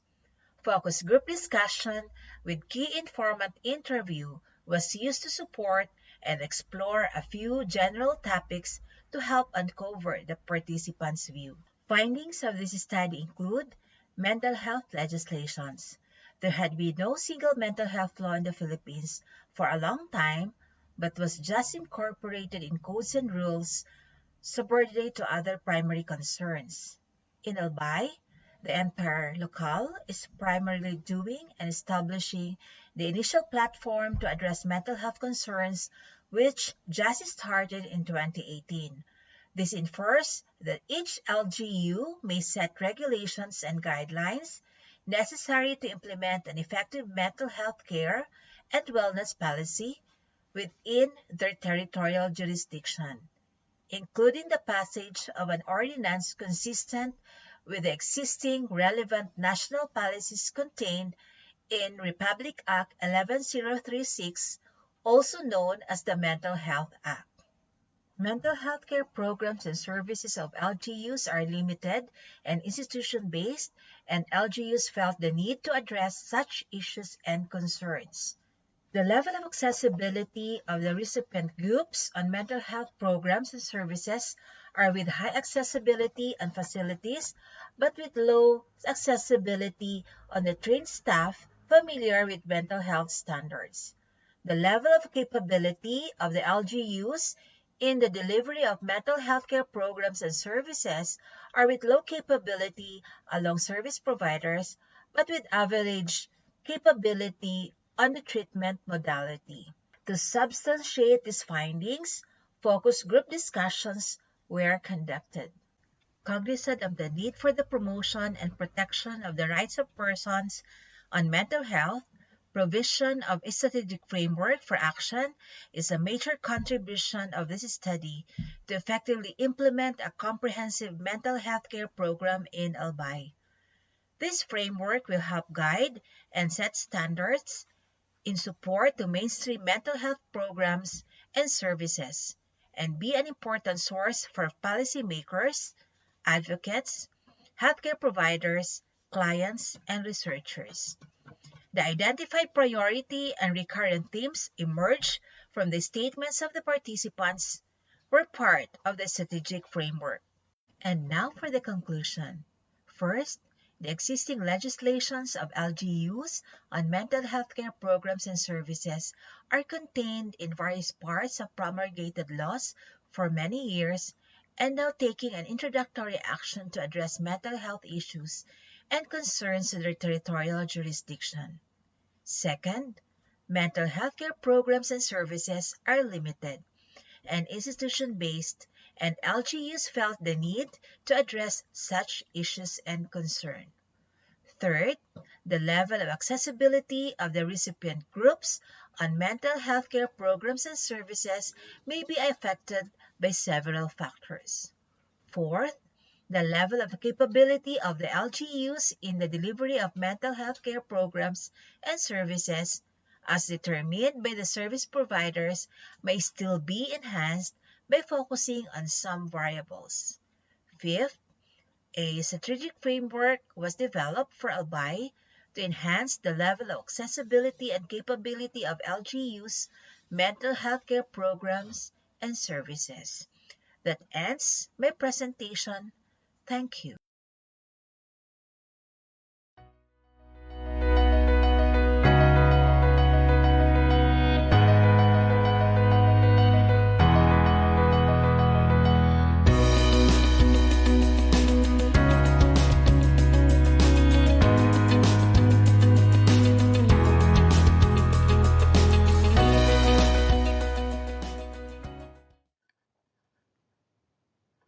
Awareness of staff nurses on the wellness program of a selected public hospital in Laguna. Introduction and objectives. The main problem of the study was to appraise the level of awareness of staff nurses on the wellness program of a selected public hospital in Laguna. Specifically, the study dealt with number 1, characteristics of staff nurses in terms of age, gender, position, length of service, area of assignment, and number 2, level of awareness of staff nurses in their workplace in terms of worksite wellness, policy and plan, accessibility, comprehensive scope and coverage, employee involvement, quality of service, and continued monitoring. The participants of the study were 65 staff nurses of a selected public hospital in Laguna. Methods. The descriptive research method was utilized, and the statistical treatment used was weighted mean and the ranking. Findings and conclusion. Majority of the staff nurses were on the age group of 25 to 30 years old. Female, regular staff nurses with 6 to 9 years length of service and assigned in the ward. Staff nurses were moderately aware on wellness program in their workplace in terms of worksite wellness program policy and plan, accessibility, comprehensive scope and coverage, employee involvement, quality of service, and continued monitoring. The characteristics of staff nurses, as described in their personal and professional profile, typify the suitability of wellness program in promoting patient care.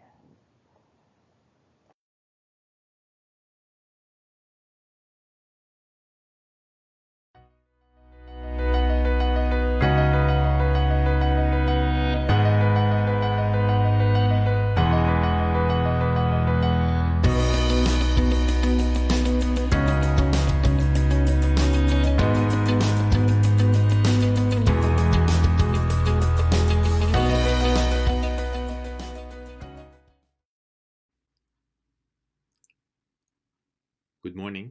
My name is Richard. I will be presenting animal assisted intervention in critically ill.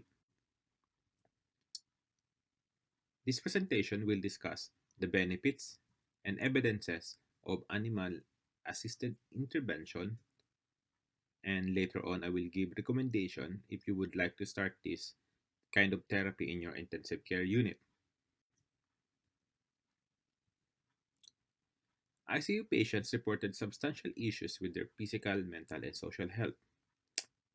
Depression is quite common in ICU. Medications used to treat patients can cause delirium. We have here table 1. It shows that 50% of ICU patients will experience delirium. Is there a need for animal assisted intervention? Well, multi-component interventions are effective in preventing incident of delirium, and animal assisted intervention is an exemplar non-pharmacologic intervention to reduce suffering and encourage recovery. How does it work? In order to appreciate animal assisted intervention, uh, let's understand first the loser's pain and suffering model. Here is the diagram. Let me discuss it one by one. The first circle is about the physiological burden of the patient. It involves the physical changes that happens in our patients like hypoxia and hypotension that requires medical intervention. The second circle is the suffering. It involves the patient's thoughts and emotions. Thoughts like,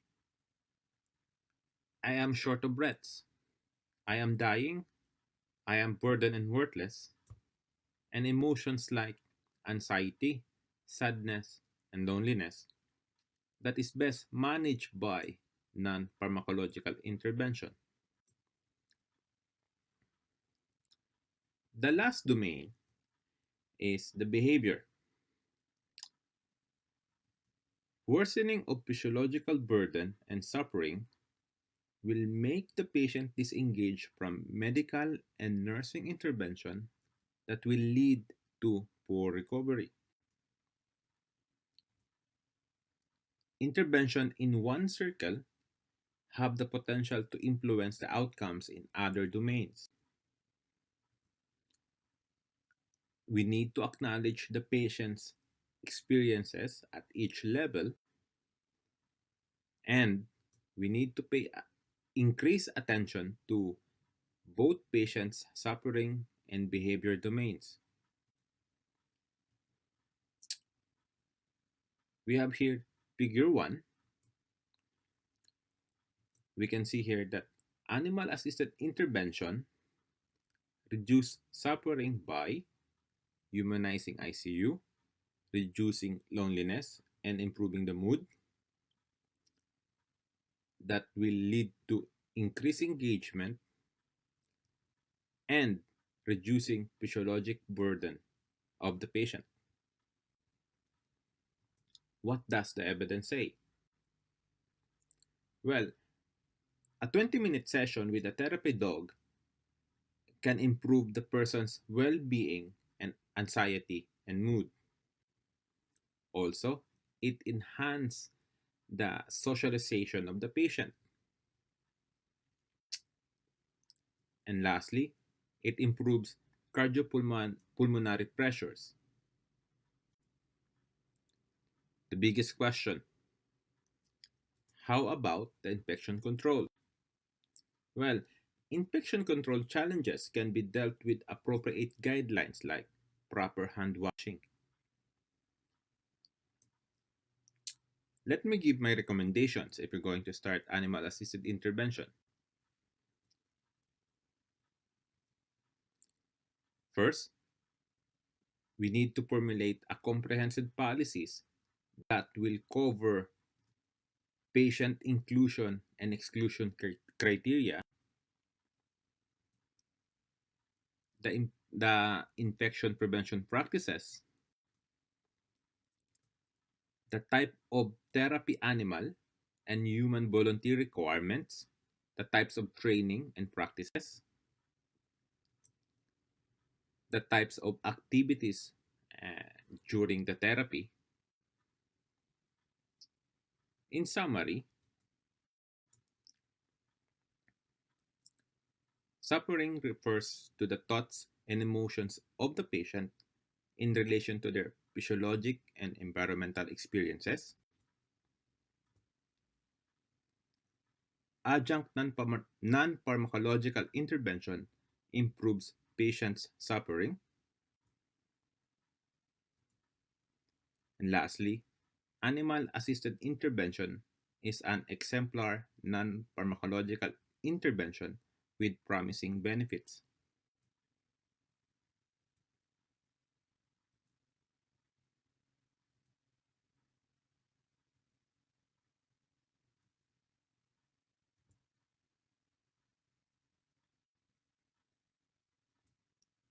That's it. Thank you for your kind attention.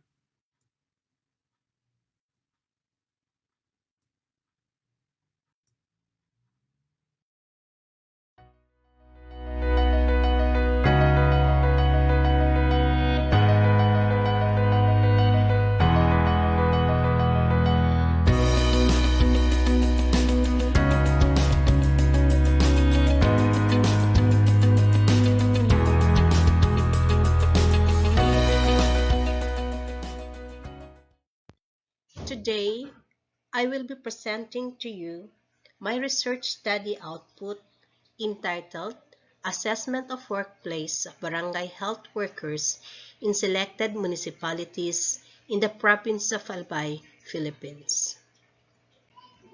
This study was conceptualized considering that barangay health workers play an important role in the Philippine healthcare delivery system. Barangay health workers assist the registered midwife who serves as the manager of the barangay health station in the provision of primary health care services, particularly in the implementation of health programs of the Department of Health. It includes case finding, referral, conduct of health education, and management of simple ailments.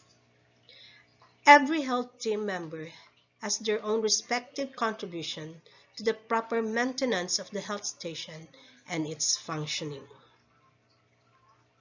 Workplace assessment determines the strengths and weaknesses of a work environment, which is essential in the continuous improvement of individual work performance.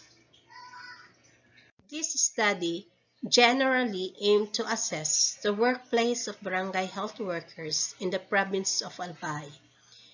Specifically, it identified the motivations of the barangay health workers, conducted inventory of barangay health stations, and determined the existing policies relative to barangay health workers. The result of the study were basis for project proposal and policy recommendation, which can contribute to better health outcomes. Just as a descriptive study conducted in the province of Albay, two municipalities per district having the highest and lowest performance in the LGU scorecard, along with the attainment of health-related Millennium Development Goals, and three cities were included in the study. The study included two groups of respondents, the BHWs and the midwives. A total of 324 BHWs and 88 midwives were included as the respondents of the study. A questionnaire was used as the primary data gathering. It has three parts: the work motivations of the BHWs, the inventory of barangay facilities and services rendered, and the inventory policy. Expert validation of the instrument was likewise conducted. The following are the salient findings of the study. Barangay health workers are catering services to households more than the ideal number of 20. This increases their workload and can affect the quality of services. Other findings is that the desire to help in the community is the primary motivations of barangay health workers, as shown in Table 1. Barangay health workers are mostly challenged by the participation of the community people. The findings of the study is that majority of the barangays have permanent barangay health station and with basic equipment, supplies, and materials necessary for delivery of services. However, there are still some barangays with no permanent barangay health station, as well as with inadequate equipment, supplies, and materials. The other findings include the regularity of services of barangay health station is dependent on the presence of the midwife. More so, the absence of water source becomes a burden to majority of the barangay health workers. There are improper waste disposal practices noted on some barangay health stations. This affects the water and sanitation hygiene practices in the station. It was also noted in the study that majority of BHWs are not equipped with personal paraphernalia, which are very essential in the delivery of services, as seen in Table 2. The absence of paraphernalia or incomplete paraphernalia among them can hamper their safety practices and can pose risks to their health as well as the community. In regards to the policies relative to barangay health workers, there is limitation. The implementation of the incentives and benefits of BHWs need to be prioritized as a way to recognize the selfless efforts of the BHWs. Based on the findings of the study, it can be concluded that the BHWs are highly motivated by the sense of responsibility to help the community in the spirit of volunteerism. The work environment can be made more favorable if barangay health workers are equipped personally with resources necessary to provide quality services, and if inadequacy in wash facilities of BHS will be addressed. Functionality of the BHS should be maintained. Deployment of permanent midwife per barangay can contribute to regularity of services in the barangay. Republic Act 7883 should be properly implemented to sustain BHW's motivation to work and contribute to better individual work performance. Thank you very much.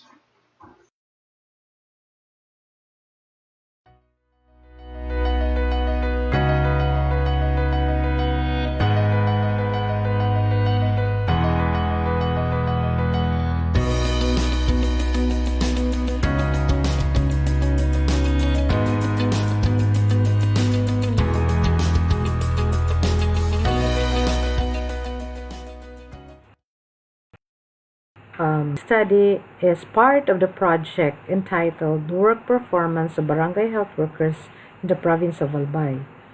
So the title of my study is Profiling and Time Utilization of Barangay Health Workers.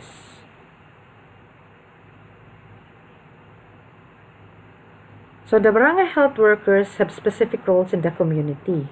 They are advocates of health programs to improve access and the use of services. So as frontliners, they are educators in the community, and they are also disseminators and linkers.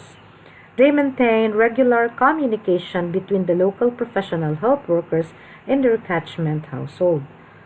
They are also record keepers to maintain updated records of health data and events in the community.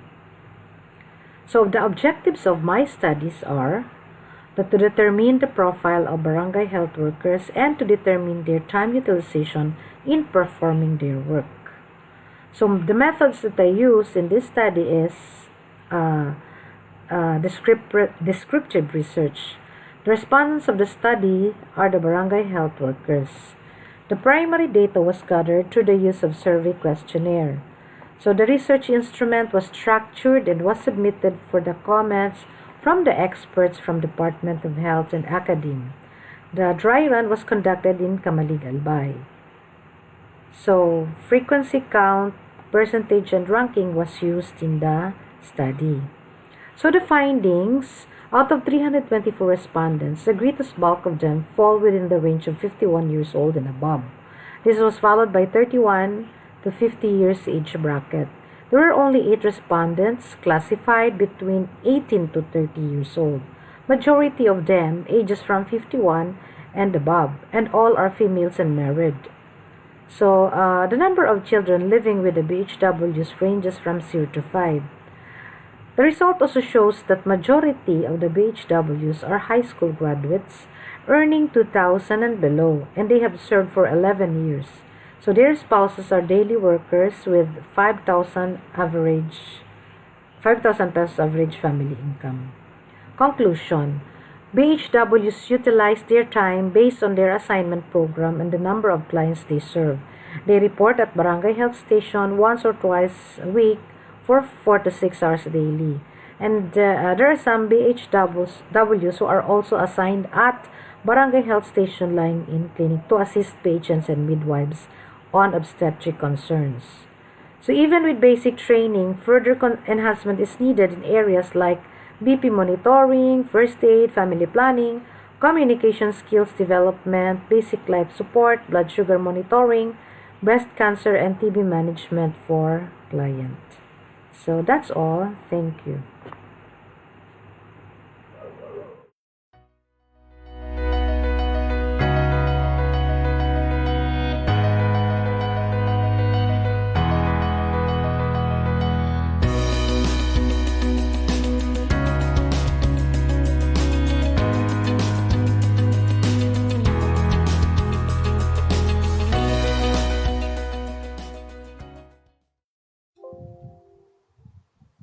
A pleasant day, everyone. I am Dr. Maria Bernardita A. Palacio. As project leader, may I present to you one of the studies entitled Knowledge on Reproductive Health, Health Risk Behavior, and Health Promoting Life Skill of students of Bicol University, Gubat Campus, Tabaco Campus, Olangi Campus, and the College of Agriculture and Forestry. Students face many threats to their health and well-being. They are susceptible to conditions that are related to their increased mobility, socialization, and risk-taking behavior. Health behaviors continue into adult life and will influence health and mobility throughout life. The study aimed to determine the profile of the respondents, knowledge on reproductive health, health risk behavior, and health promotion life skills of students of external campuses of Bicol University. It also aimed to determine relationship between profile and level of knowledge in reproductive health, level of knowledge in health risk behavior, and health promotion life skills, and the relationship of health risk factors and health promotion skills of students. The study is anchored on Pender's health promotion model. It is a descriptive correlational type of research. Sloven's formula was used to determine sample size. Respondents were freshmen and senior students of external campuses. Knowledge was based on scores in a knowledge test. Health risk behavior was gathered with a modified standard health risk survey, and a standard life skills questionnaire was also employed by the findings revealed that there were more female than male students. Majority were middle children and living with both parents. Students were with very high knowledge on reproductive health, especially on growth and development, physical activity, alcohol use, tobacco use, drug use, and sexual behavior. The highest health risk behavior of students were on diet and nutrition, hygiene, and physical activity. Students did not find life skills a problem, especially in terms of life and work orientation, community and social development, physical and sexual development. There was no significant relationship between profile and knowledge on reproductive health, health risk behavior and level of knowledge on reproductive health, health promotion life skills and level of knowledge on reproductive health, and health risk factors and health promotion life skills. Based on findings of the study, it is therefore concluded and recommended that sexual and reproductive health education can start at home and be incorporated in the high school curriculum and continued through college to make developmentally appropriate and evidence-based information about human sexuality and sexual reproduction. Prevention and outreach program involving families, schools, communities, and the media are effective tools to reduce health risk behavior. Self-enhancement, self-management, and community development be given more attention in the senior high school and college basic curriculum to enhance positive personality and healthy citizenry among students. Lastly, for family values to be strengthened as one vital support system in the growth and development of students.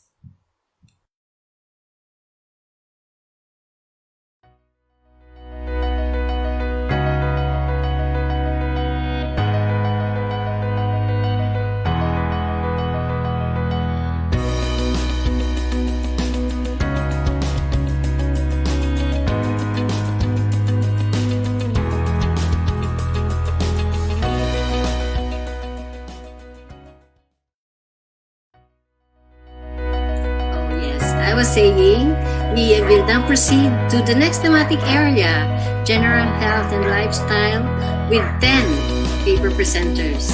Thank you very much.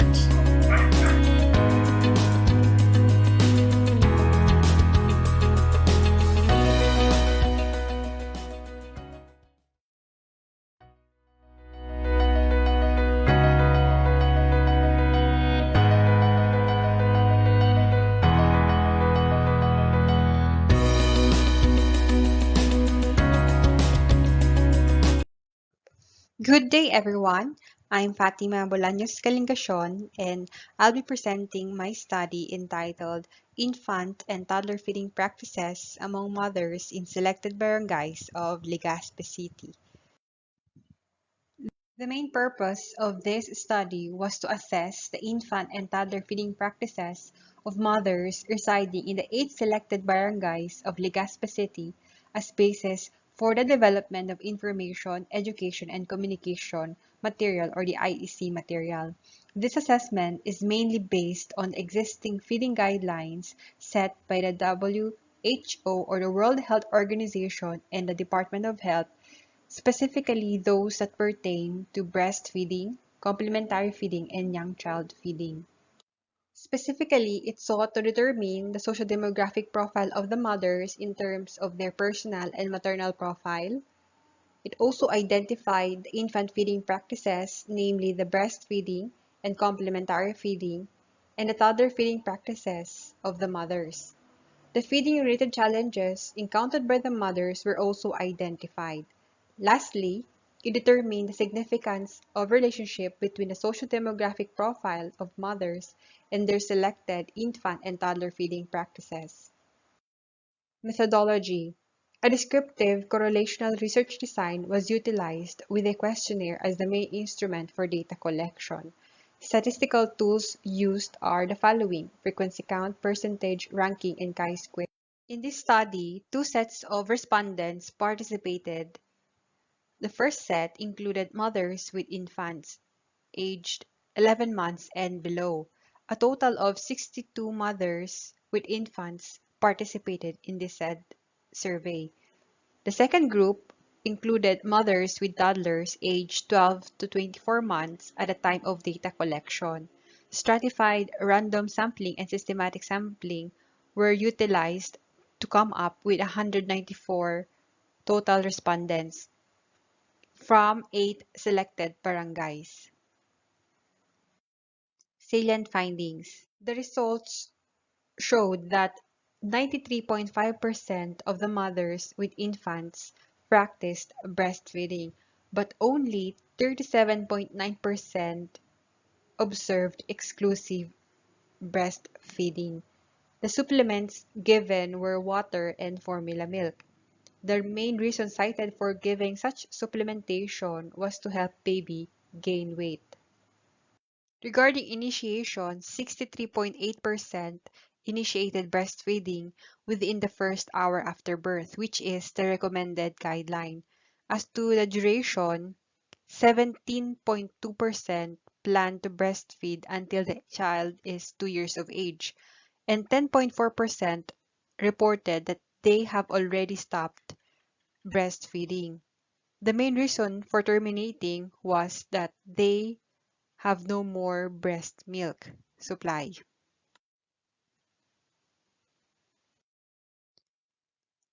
Regarding the complementary feeding, one of the salient findings was the introduction of sumbil, or the folk practice of exposing the baby to certain foods prior to the actual introduction of solid foods. 98.4% of the mothers reported to have practiced sumbil. Toddler feeding practices. In terms of food selection, the most common practice was that mothers decided solely what the child eats. As to the food preparation, observance of proper hygiene was a common practice, whereas child involvement was the least. Food service, eating with the family at the dining room on a regular schedule with the presence of entertainment were commonly practiced. The feeding-related challenge most commonly encountered in breastfeeding was nipple pain. During complementary feeding, the mothers experienced spoon grabbing by the child and messiness. Similarly, in toddler feeding, messiness was the common challenge. The IEC material in the form of a booklet served as the output of this study and was developed based on the salient findings to improve infant and toddler feeding practices. It featured salient guidelines, specifically correcting inappropriate ideas and practices, reinforcing positive ones, as well as addressing the feeding-related challenges. The booklet was translated into the Filipino language. Overall, the recommended breastfeeding practices as to exclusivity, duration, and position were not entirely followed by the mothers. Mothers with toddlers generally have established mealtime routines and largely exhibited an authoritative feeding style. During breastfeeding, mothers typically experienced physical challenges, whereas regarding complementary and toddler feeding, mothers were challenged by the developmental characteristics of the child. Lastly, some of the social-demographic characteristics of the mothers affect certain selected feeding practices. End of presentation. Thank you for listening.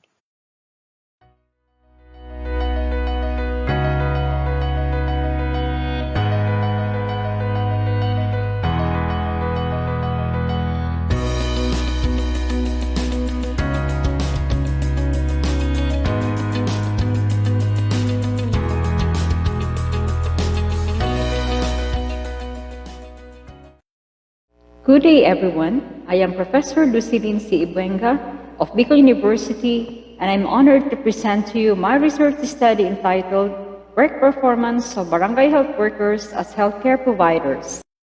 Barangay health workers play a significant role in the Philippine healthcare delivery system, considering they are one of the members of the healthcare providers and a part of the community's fight to the attainment of health for all.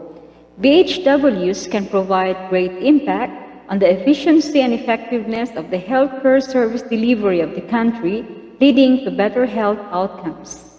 Work performance should be periodically evaluated to determine the ability to carry out activities and to identify if there is a need to change. Hence, this study was undertaken. As to the objectives of the study, this study sought to determine the work performance of the BHWs in the province of Albay, Philippines, specifically to describe the work performance, determine the client satisfaction to BHW services, and to identify barriers to work performance. For the methods and materials, this is a cross-sectional descriptive type of research. Selected municipalities and cities in the 3 congressional districts of the province of Albay was the setting of the study, and 3 sets of respondents. We have the BHWs, the supervisors, and the clients. Slovens with 5% margin of error was used to compute for the sample size of the BHW respondents and purposive sampling for the supervisors and clients. A questionnaire was the main data gathering tool used. Focus group discussion, key informant interview was conducted to gather additional data and validate answers to the questionnaire. For the data gathering procedure, preliminary surveys was conducted, coordination with key personnel requesting permission to conduct the study and to facilitate identification of respondents as well as schedule for data gathering. Informed consent was sought from all the respondents prior to the distribution of the questionnaire. As to the statistical treatment and analysis, frequency, distribution, and median value analysis were used in the study. A 4-point Likert scale was also used in data analysis of the work performance and client satisfaction. In the Philippines, BHWs are considered frontliners who provide healthcare services to the community. They also provide assistance to doctors, nurses, and midwives. Work performance should be periodically evaluated to determine if there is a need for change for quality improvement. And as to objective number 1 on the work performance of the BHWs, they evaluated themselves as excellent, and the supervisors evaluated the performance of the BHWs as highly satisfactory. BHWs are volunteers trained as frontline health service providers. Health programs by the DOH are implemented in the grassroots level by the BHWs. They are assigned in barangay health stations, which are government facilities that are primarily responsible for the delivery of basic health services to the community. As to objective number 2, the clients were highly satisfied with the services rendered and the attitude towards work by the BHWs. A question on how does BHW perform their task as expected, they are confronted with barriers that hinder performance of their work was explored. To elicit responses related to this objective, a focus group discussion was conducted. Results revealed that there were personal and work-related barriers that affect BHW's work performance. The following are the personal-related barrier, which includes financial constraint, aging population and illness, incentive or honorarium, conflict in work schedule as BHW, and inadequate knowledge on some service programs to be implemented. For the work-related, this includes inadequate equipment, supplies used in the delivery of healthcare services, unpredictable weather conditions, which hinders BHWs from rendering services to the barangay, geographical location, inaccessibility due to the distance of the barangay, transportation problem due to non-availability of transport services, especially in the island municipality, cost of transportation, inaccessibility cellular network service since the use of internet is relevant in communication and referral, and political intervention. Based from the findings of the study, conclusions and recommendations were drawn. And these are the following. Expected work performance has not been fully achieved by the BHWs as assessed by the supervisors. Hence, there is a need to hone their skills by conduct of training relative to their expected tasks. Continuous monitoring of BHW's performance by the supervisors is hereby recommended. Clients were highly satisfied with the BHW services and attitude towards work. Services rendered are in accordance with the guidelines promulgated by the Department of Health. Personal and work-related barriers affect the BHW's work performance. However, despite the complexity of tasks they undertake and the barriers identified, BHWs remain committed in the performance of their duties as healthcare providers. Results of this study could provide baseline information which is relevant for planning of intervention necessary for healthcare workers' improvement of work performance and conceptualization of an enhancement program. I would like to thank the following: the BU Research and Development Management Division for the technical and logistic support in this research undertaking, the BU College of Nursing for the motivation and encouragement, and above all to God Almighty as the author of knowledge and wisdom for the guidance and endless love. Thank you.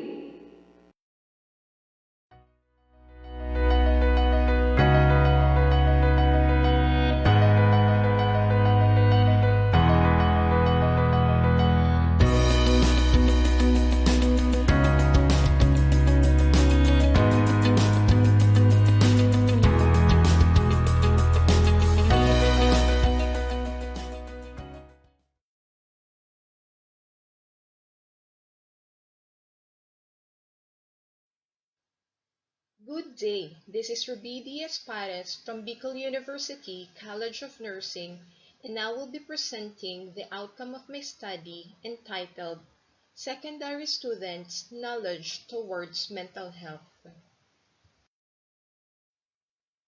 This presentation includes a brief background of the study, objectives, methodology, results and discussions, conclusions, and recommendations. Mental health includes our emotional, psychological, and social well-being. It affects how we think, feel, and act. It also helps determine how individual handle stress, relate to others, and make choices. Mental health is important at every stage of life, from childhood and adolescence through adulthood. On this basis, the promotion, protection, and restoration of mental health can be regarded as a vital concern of individuals, communities, and societies throughout the world.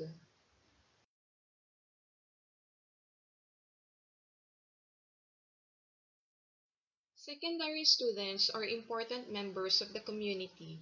Hence, their knowledge towards mental health can be highly influential because in this period, people are faced with new challenges. Therefore, the issue of mental health of adolescents and young people should be given more importance than before. They need to be equipped with specific set of skills to be ready in becoming productive and in facing life as a whole.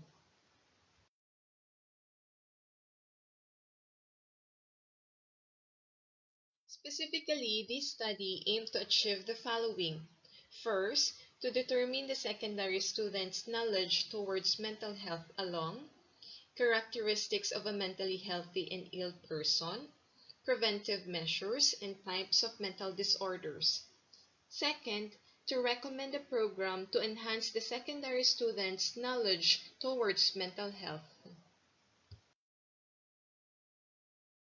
For the methodology, the respondents of this study were taken from a purposive sampling of 350 secondary students from grade 7 to grade 12 enrolled at Pag-asa National High School academic year 2020 to 2021.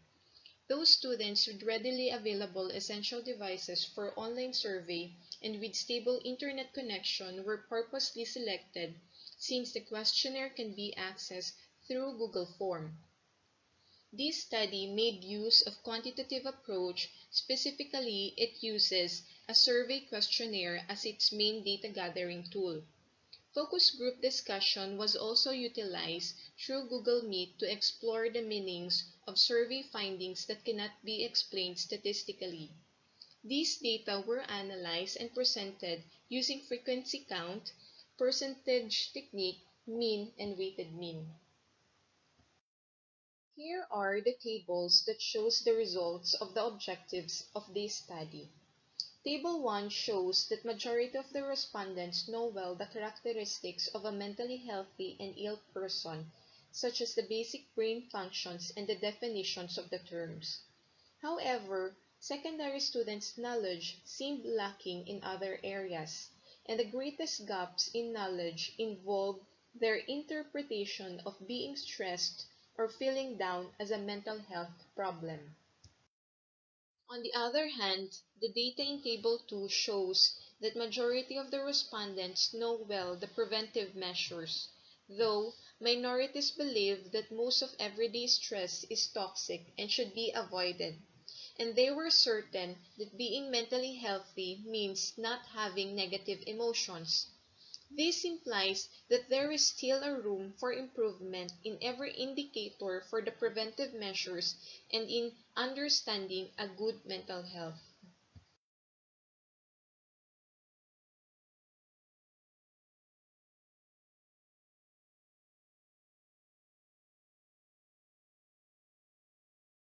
With respect to the knowledge towards mental health along types of mental disorders, Table 3 shows that majority of the respondents know well the different types of mental disorders. However, most students can tell the difference between clinical depression and stress. They are certain that people who are feeling stressed out or unhappy have a mental disorder such as anxiety or depression. Such results suggest a strong need for better education of students about clinical depression and specific disorders to enable them to recognize, understand, and respond to their own mental illnesses or those of others.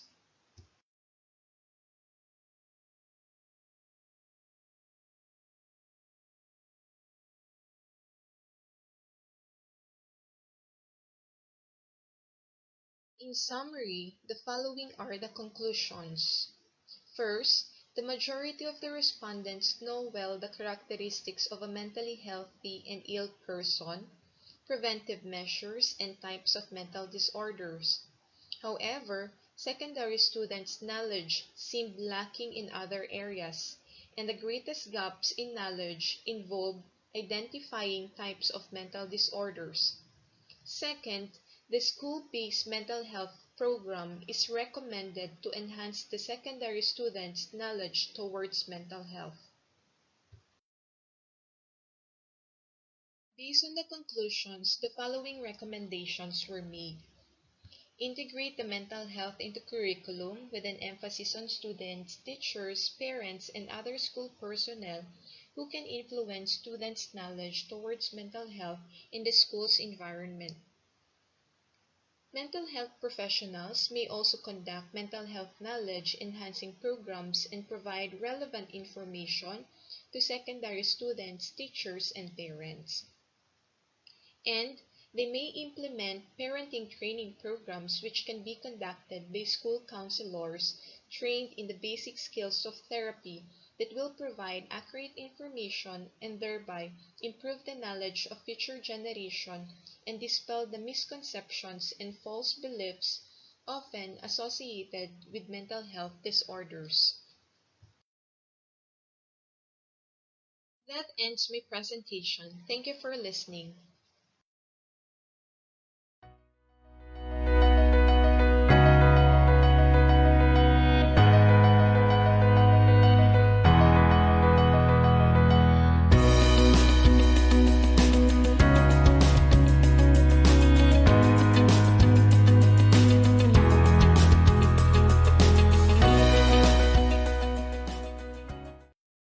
Good day, everyone. This is Nera Galan from Bicol University College of Nursing, Legazpi City, Philippines. I am presenting the paper entitled Experiences of Traditional Healers and Their Patients in the Bicol Region, Philippines. This study aimed to document the unique experiences in traditional medicines widely practiced by both traditional healers and their patients on various aspects related to safety and effectiveness of the herbal plants. Traditional healers have been a part of the Philippine healthcare delivery system. Filipinos consider the albularyo as the primary dispensers of healthcare in folk medicine and is referred to as the general practitioner. Several studies have been conducted to come up with a list of herbal medicines used by healers and their modes of preparation, but there is hardly any research done in the Philippines which tried to document the unique experiences of traditional healers and their patients. This study is a qualitative research that used phenomenology and ethnographic research approaches. The experience of the traditional healers and their patients on herbal medicines were analyzed to come up with salient findings through inductive analysis. The key informant of this research are the 30 traditional healers who used herbal medicines alone or in combination or with other traditional modalities, have been residents of the community for at least 1 year, and have been practicing indigenous healing for at least 5 years. For the patients, there were 300 patients aged 18 years old, presently being treated or have consulted on several occasions with the selected traditional healers, were interviewed using the self-structured interview guide, which were validated through focus group discussions. The setting of the study is in the different provinces of the Bicol region, such as the Camarines Norte, Catanduanes, Albay, Camarines Sur, Sorsogon, and Masbate. In the province of Albay, there were 4 herbolarios and 40 patients. In Camarines Sur, there were 3 herbolarios and 30 patients. In Camarines Norte, there were 5 herbolarios and 50 patients. In Sorsogon, there were 6 herbolarios and 60 patients. In Catanduanes, there were 6 herbolarios and 60 patients. And in Masbate, 6 herbolarios and 60 patients, with a total of 30 herbolarios with 300 patients. The results showed that the Bicolano traditional healers and their patients believed that using herbal medicines stemmed from the perspectives of the patient's feeling state as well as perceived absence of side effects from each usage. Both the traditional healers and their patients are cognizant in upholding the safe use of herbal plants through personal responsibility and accountability. Thus, the documentation of such experiences is geared towards three dominant themes, such as second-hand generated knowledge, God-given gift, and self-discovery. For the conclusion, traditional healers and patients are within the 40 to 60 years old, and with this age, it provides them with the free will to seek their own course of treatment. Most of them are female and Catholics. This suggests that it is culturally ingrained and that religion plays an important role in the traditional healing process. This study showed that traditional healers have acquired their skill in healing through second-hand generated knowledge, God-given gift, and self-discovery. Both the traditional healers and their patients are cognizant in upholding the safe use and effectiveness of herbal plants, both as a personal responsibility and accountability. And I would like also to acknowledge the Philippine Council for Health Research and Development, the Philippine Institute of Traditional and Alternative Healthcare, and Bicol University, and traditional healers and patients for their great support in this undertaking. With that, thank you so much.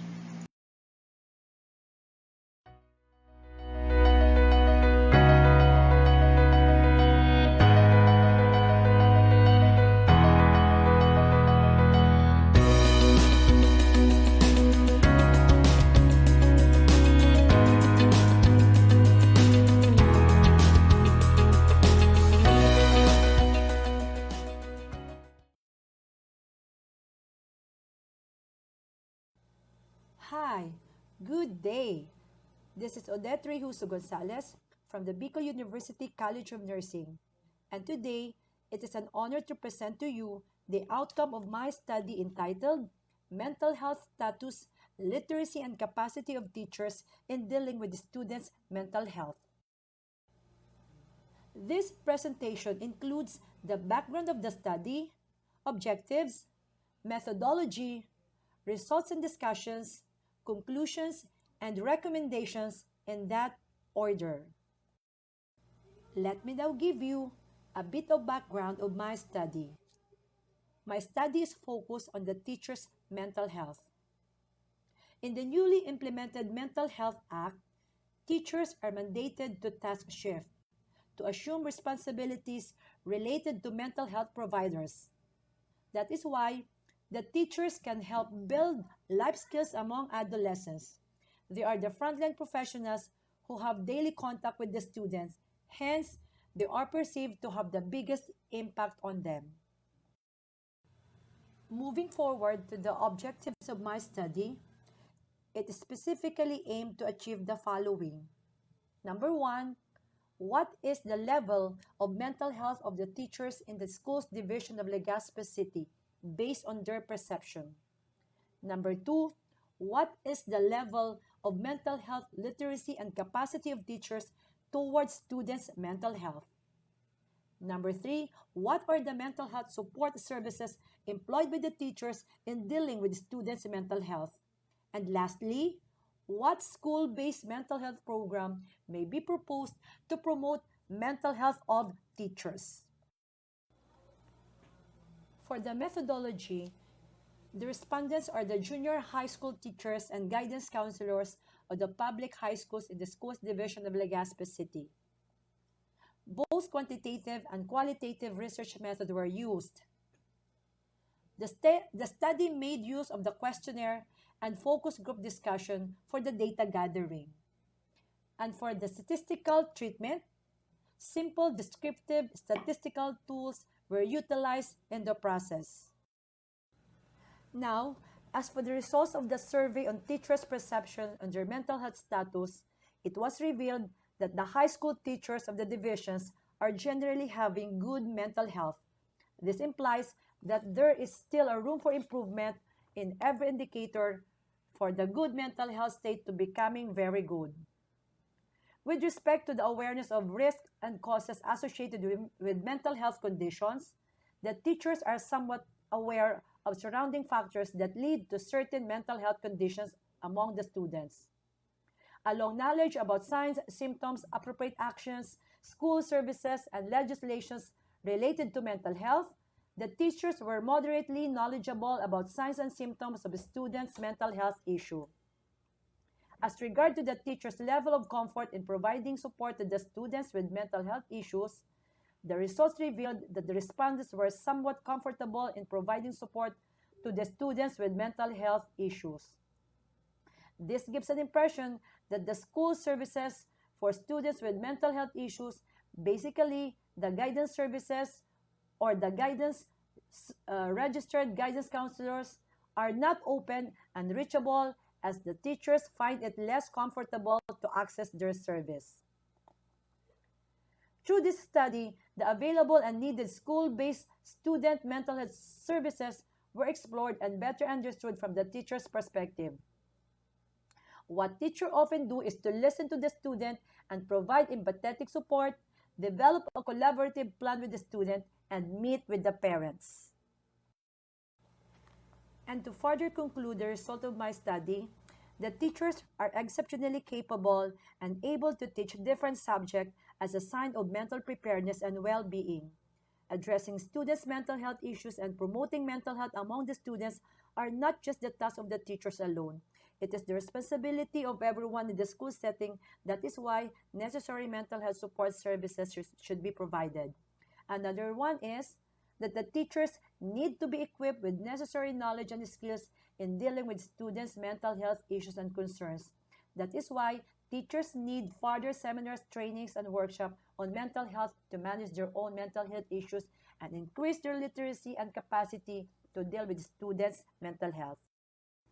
Another conclusion based from my study, that the mental health support services are indispensable in making initiative on whole school approach on mental health.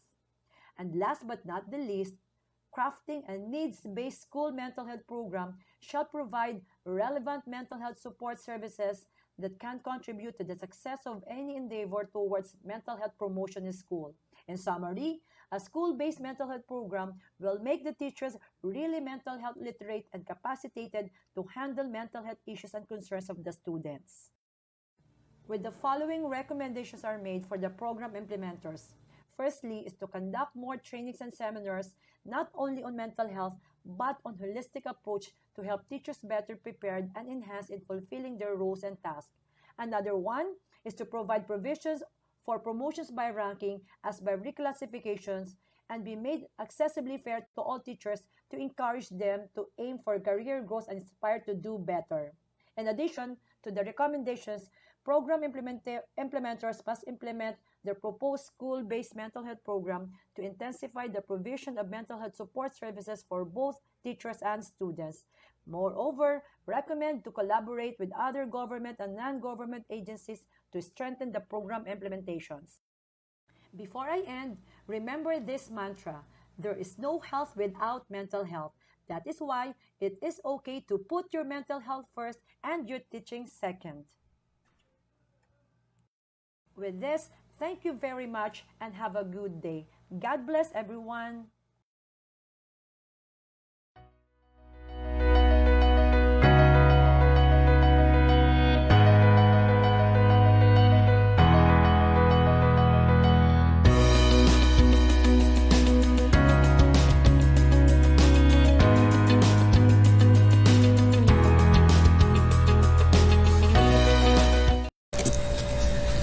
Good day, everyone.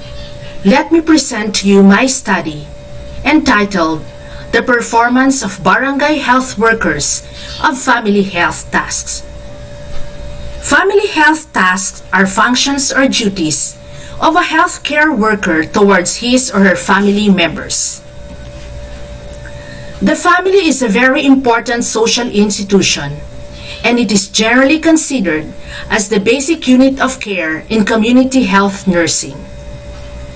The family also performs health promoting, health maintaining, and disease preventing activities.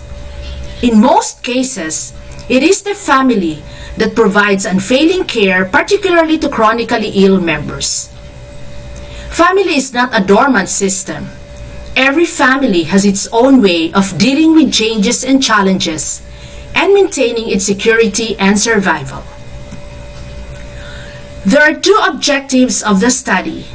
First, it determined the performance of BHWs of their family health tasks.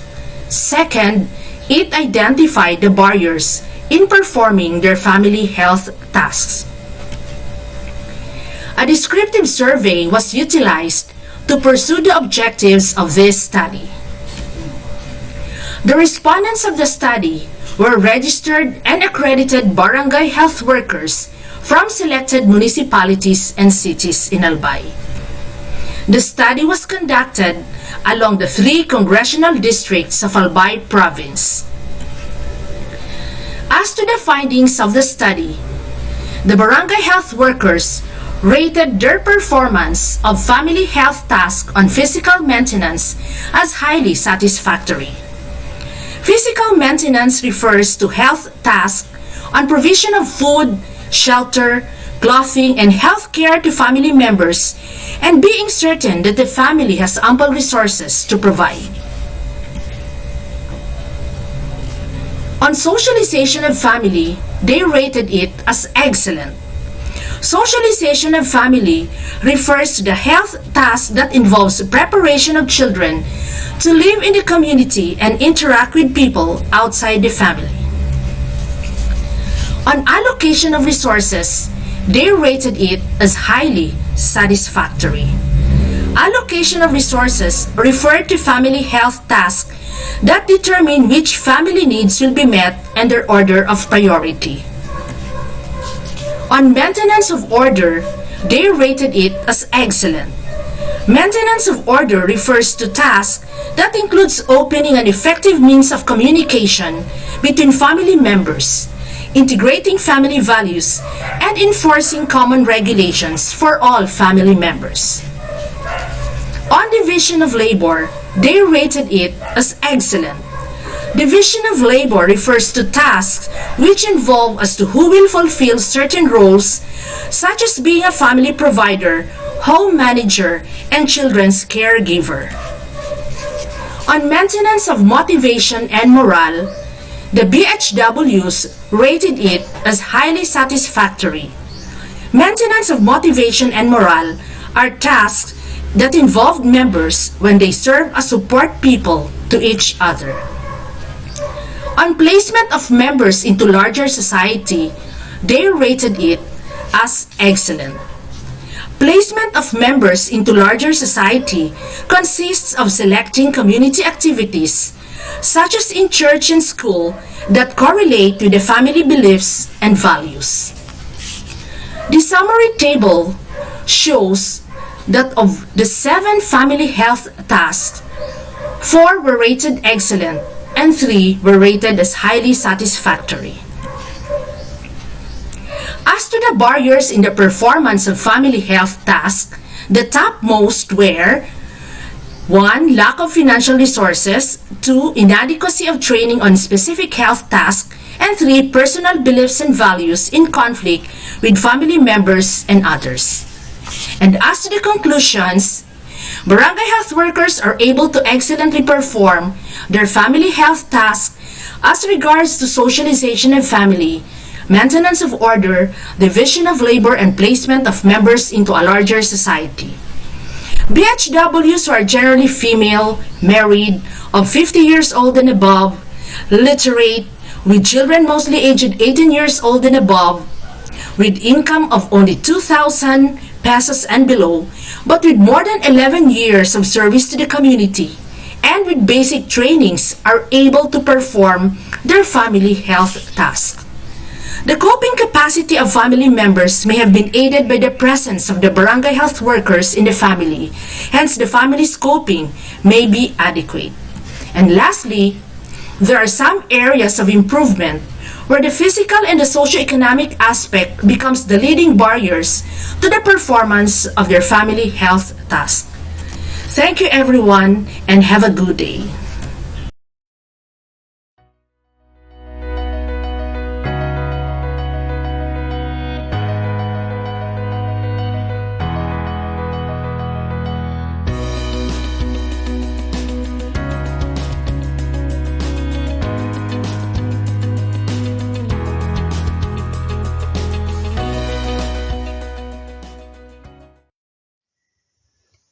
Good day. This is Maricel O. Ortonio from Bicol University College of Nursing, and I will be presenting the outcome of my study entitled Solid Waste Management of Selected Private Hospitals in Legazpi City, Implication to Culture Care. This presentation includes background of the study, objectives, methodology, results and discussions, conclusions, and recommendations.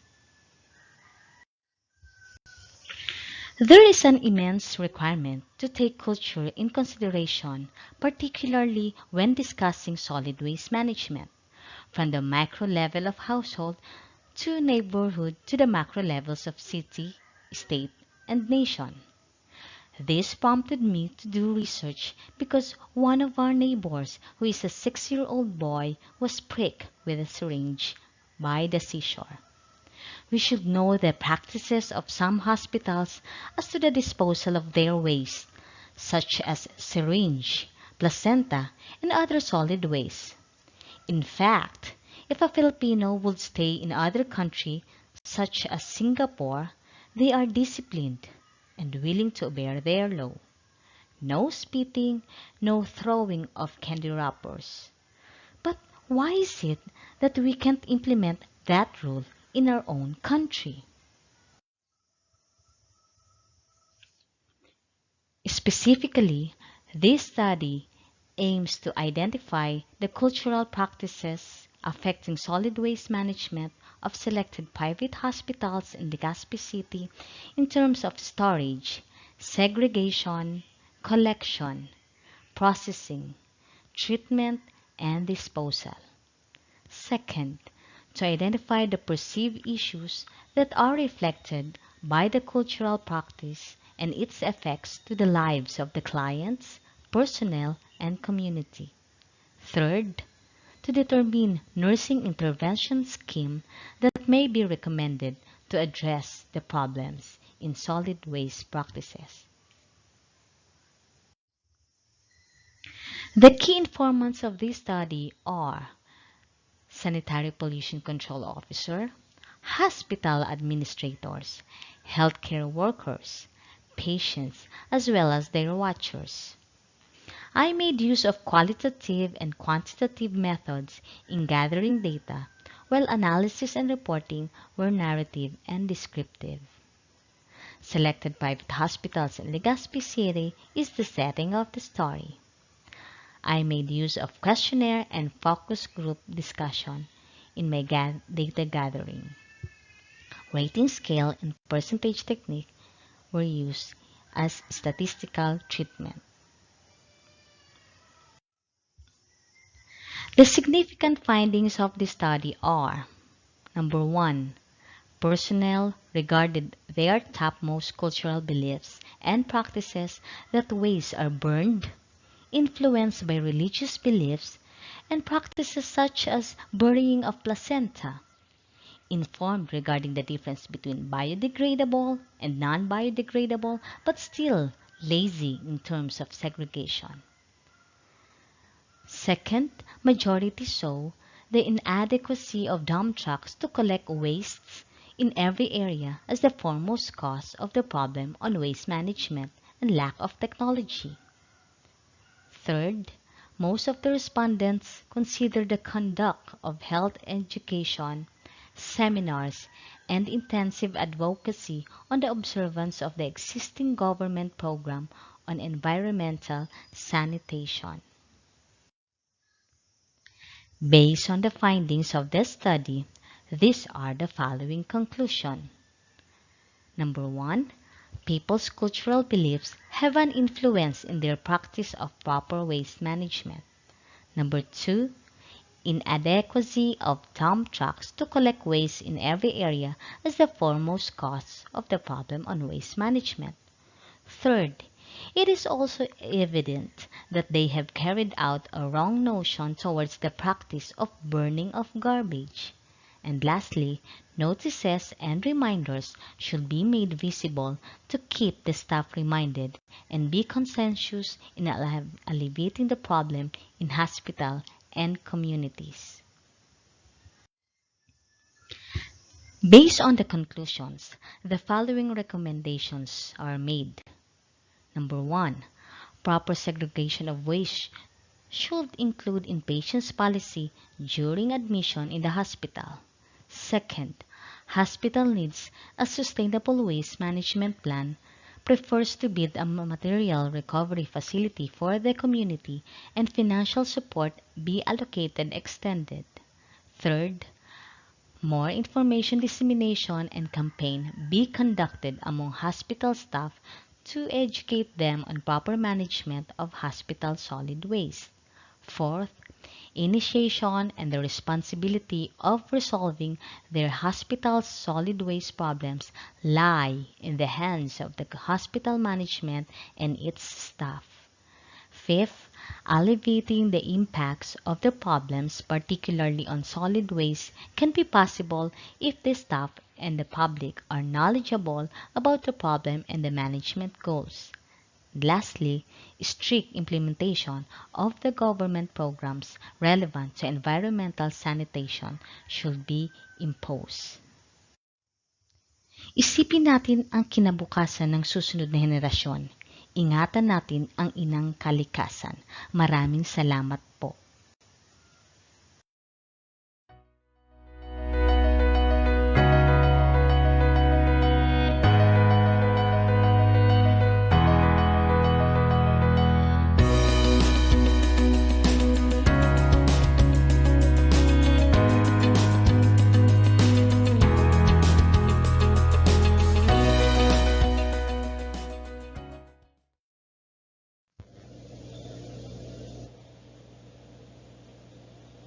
Greetings, everyone.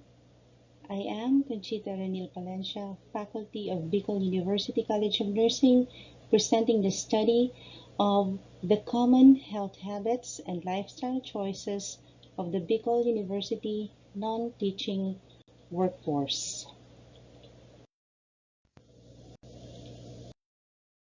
To have understanding of this study, two words needs to be understood. These are health habits and lifestyle. Wilson in 2016 shared that health habits are behaviors manifested by the individuals that benefits their physical, mental, and emotional health. These behaviors are manifested through eating well, exercising, and avoiding harmful substances. On the other hand, Trovato in 2012 said lifestyle is defined as a way of living of individuals, families, and societies which they manifest in coping with their physical, psychological, social, and economic environments on a day-to-day basis. This study more specifically aimed to determine the socio-demographic profile of the respondents in terms of age, sex, civil status, number of children, number of years in Bicol University, highest educational attainment, employment status, position designation, and monthly income. So, it determined the common health habits in terms of physical fitness and diet and nutrition. Lastly, it determined their lifestyle choices along psychosocial activities and routine activities with the family. This study adopted a descriptive research design and utilized a semi-structured survey questionnaire and was carried out on a wide sample of the university's non-teaching workforce by direct visits to colleges and institutes, including the satellite campuses. The sample size was determined using Slovin's formula. The computation was based on 5% margin of error and 95% confidence level. This research involved human subjects, hence, an informed consent was prepared. Findings on the sociodemographic profile indicated that the non-teaching workforce of Bicol University is largely composed of 31 to 50-year-old females who are married and having 1 to 4 children. They have been in the university for 6 to 15 years and they obtained baccalaureate degrees as the highest educational attainment. They are permanently employed with a monthly income of 20,000 and below. Findings on the common health habits along exercise and physical fitness are as follows. There are 9 indicators. Walking and uses the stairs often were always done by the respondents, having 53.40% and 73.25% respectively. Zumba/dancing, ball games, and working out in gym were never done by them. As the percentage shows, among the least done is working out in the gym with 77.67%. Along diet and nutrition, eats 3 to 5 times per day, eats with ample amount of meat, fish, vegetables, fruits, and drinks ample amount of water were indicators always favored by the non-teaching workforce. What they have never done was to practice ketogenic diet, a combination of high fat, high protein, and no carb diet. The findings on the lifestyle choices of the respondents along psychosocial activities yielded the following details. Looking at the data of the non-teaching workforce of the university, 78.64% of the respondents always maintains good rapport with their boss, and 75.72% always maintains good rapport with their colleagues. Meanwhile, 45.63% never joins civic organization. Findings on the routine activities with family indulged by the respondents are as follows. The fifth table shows that 7 out of the 10 indicators were always done by the respondents. These are eats together during mealtimes, watches TV together, talks openly with each other, shares problems and good news, goes to mass together, help each other clean and tidy house, and thus other house chores on a schedule.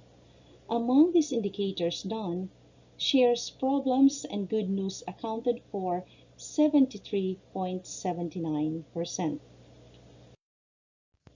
In conclusion, the Bicol University non-teaching workforce is a group of people with wide-ranging features and characteristics that work in harmony together. They maintain their health through good health habits during work, when at home, and during free time. They opt to keep up with good and better lifestyle choices. They work on staying fit and keep themselves in good physical shape. Thank you.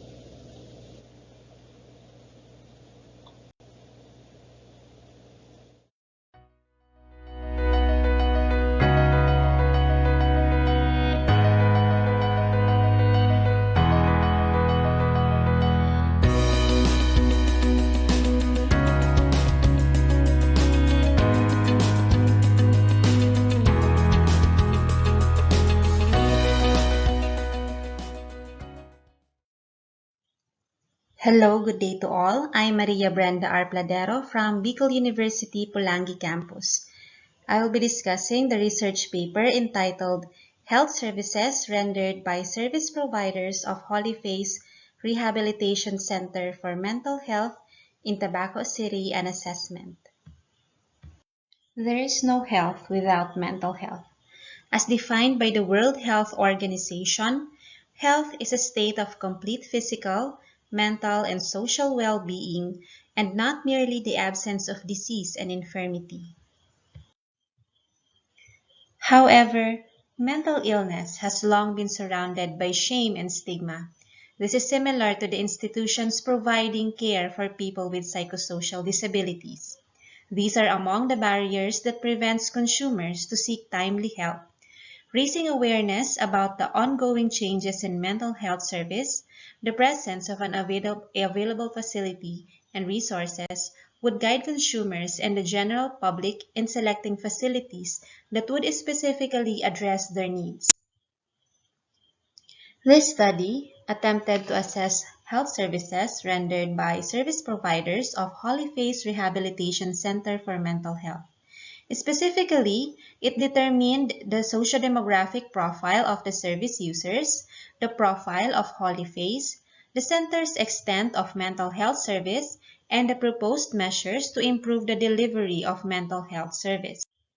Delimited to 14 service users and 14 service providers as respondents, this study used a questionnaire and interview guide as data gathering tools and surveys and direct participant observation as methods.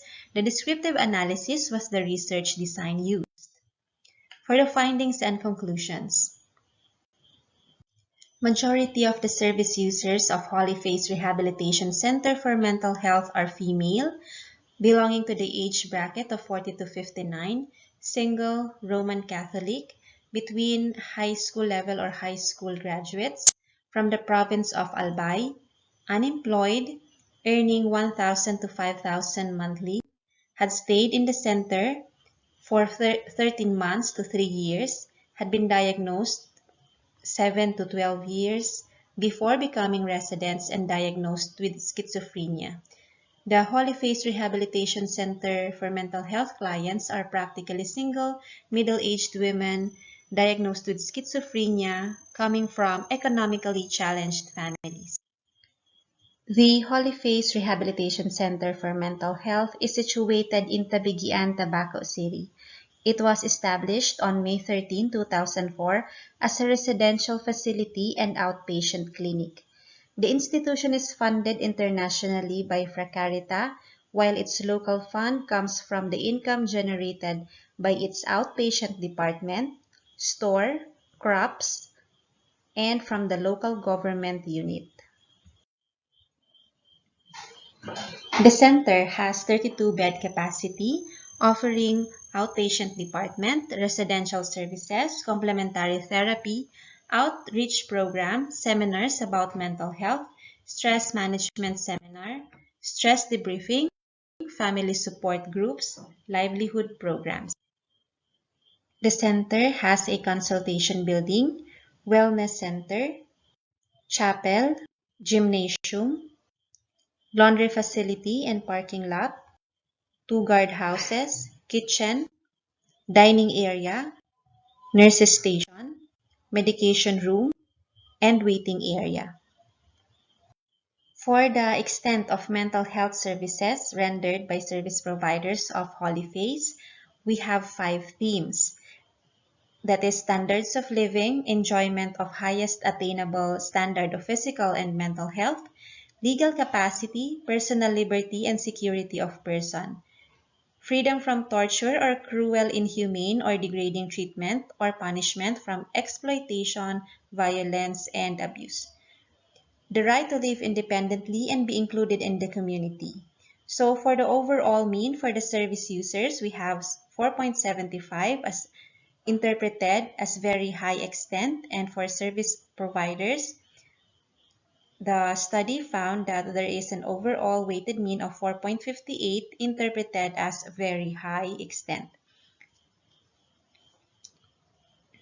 It is safe to say then that the extent of mental health service rendered by the service providers of Holy Face Rehabilitation Center for Mental Health, as perceived by themselves and the service users, is generally very high. For the service users' top ranking measures to improve mental health service, we have compliance with activities in the center, the cooperation of family in the treatment process, compliance with treatment regimen. For the service providers' top ranking measures to improve mental health service, for top one, we have enhanced the process of data collection so that data can be used to evaluate outcome and impact of the program, and link with other sectors to strengthen the center's mental health programs. That will be all. Thank you for listening.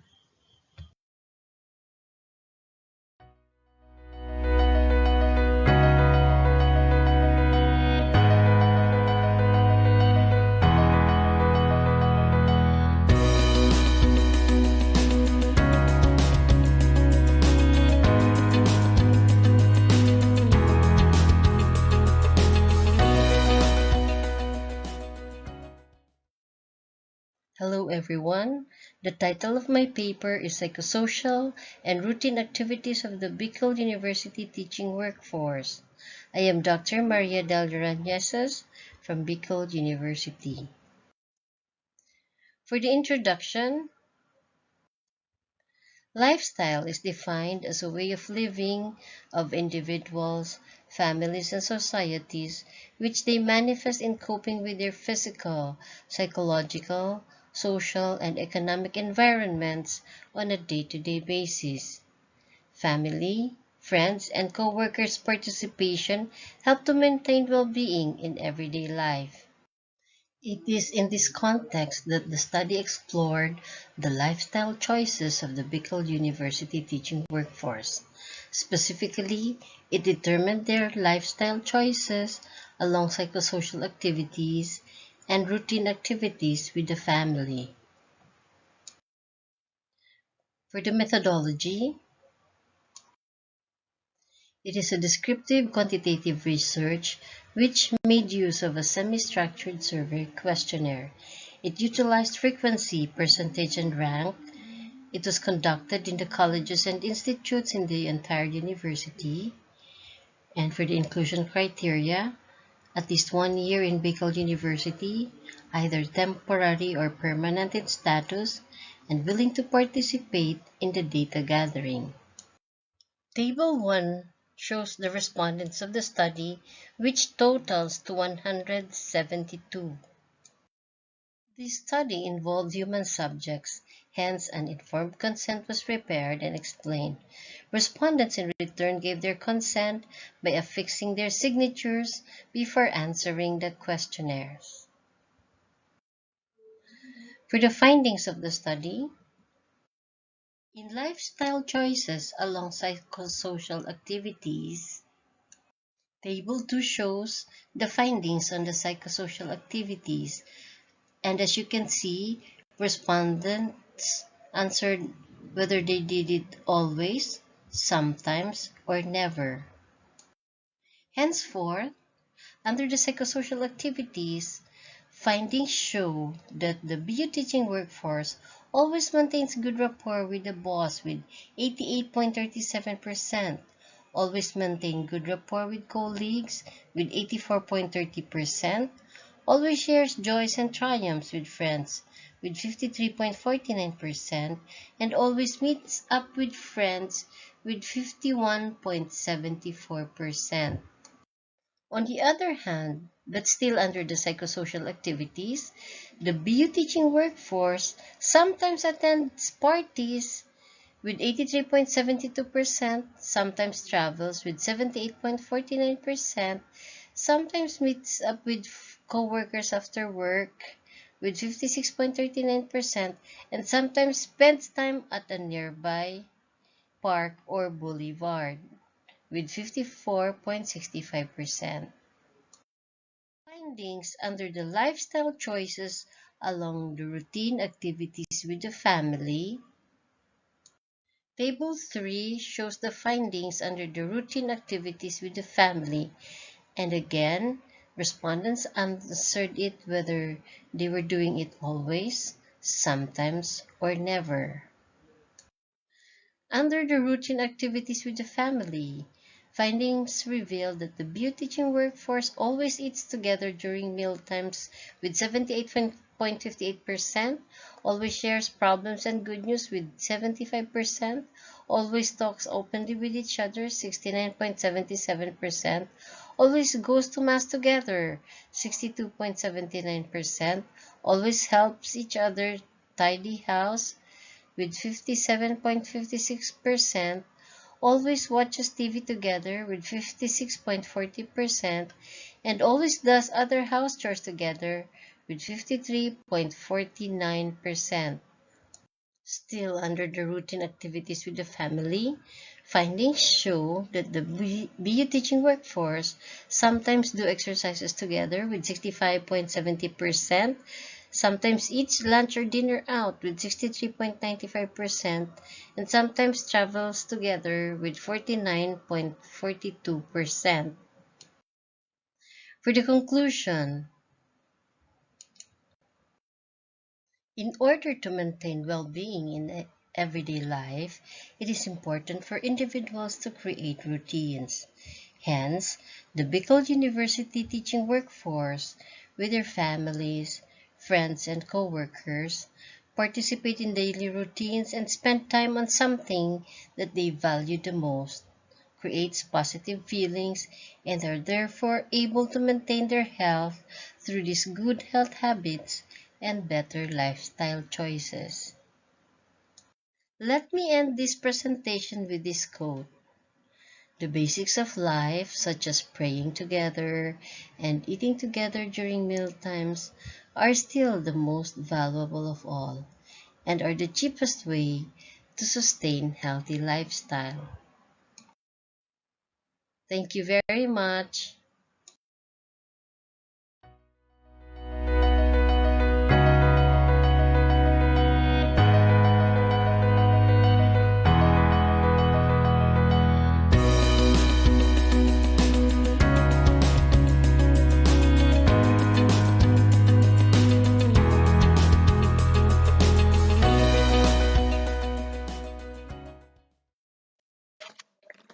Good morning to everyone. I'm Gaspar Santos from the Bicol University College of Nursing. I'm going to present my paper entitled Level of Knowledge and Competency of the Barangay Health Workers of Daraga Albay. It presents the following: Introduction, background of the study, methodology, and the results and discussion. For introduction, the right to health of everyone is realized through the primary health care. The strategy that provides each individual the access to information and services that bring about healthcare and well-being. The barangay health workers are the prime movers along this. They are the frontline workers at the grassroots level. They are using accessible approaches by providing health services through participating strategies such as health education, community building, and organizing. The following objectives are: number one, to determine the sociodemographic profile of the respondents. Number two, to determine the level of knowledge as their functions as healthcare provider, health educator, and community organizer. Number three, to determine their level of competency as healthcare provider, health educator, and community organizer as evaluated by themselves and supervisors. And lastly, to determine the significant relationship between their level of knowledge and level of competency. For methodology, as a descriptive correlational study, this utilized the structured questionnaire as the main data gathering tool. This contains items intended to answer the sub-problems: the level of knowledge as a healthcare provider, as a health educator, and as a community organizer was determined by means of the scores obtained from a written test. The competency along three aspects were evaluated by the BHWs themselves, their supervisors, and the clients. In like manner, the proposed measures were rated by the three groups, but the measures were classified as DOH and LGU related and BHW related. There were three groups of respondents in this study.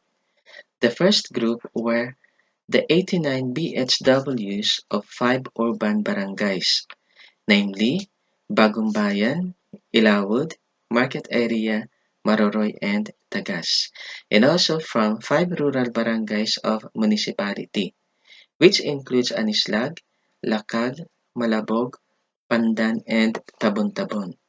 They were all accredited by the Department of Health, with not less than 1 year work experience. The second group is composed of barangay health midwives and public health nurses who are considered as their supervisors. And lastly, were the clients who have availed of the services of the barangay health stations for at least 3 times and are 18 years old and above. For the results and discussion, majority of the respondents are female, 60 to 64 years old, married, high school graduates, working full-time as BHWs, receiving an average monthly income below 3,000 pesos. They have 20 to 24 years work experience and have attended trainings and seminars. They have a low level of knowledge as healthcare provider, high level as health educator, and average level as community organizer. Their level of knowledge affects their level of competency as a healthcare provider, a health educator, but does not affect their competency as a community organizer. Another one, there is a significant relationship between the level of knowledge and competency as a healthcare provider and as a health educator. The highest rated DOH and LGU related measures to improve their level of knowledge and competency were implementation of giving benefits such as scholarship grant and free hospitalization, increasing incentives and honorarium, and continuous training and retraining. For the BHW related measures referred to maintaining harmonious working relationship with others, strengthening commitment to one's work, and following prescribed rules and policies. Before I end my presentation, I would like to leave these words. Small acts, when multiplied by millions of people, can transform the world. That would be all. Thank you. And God bless to everyone.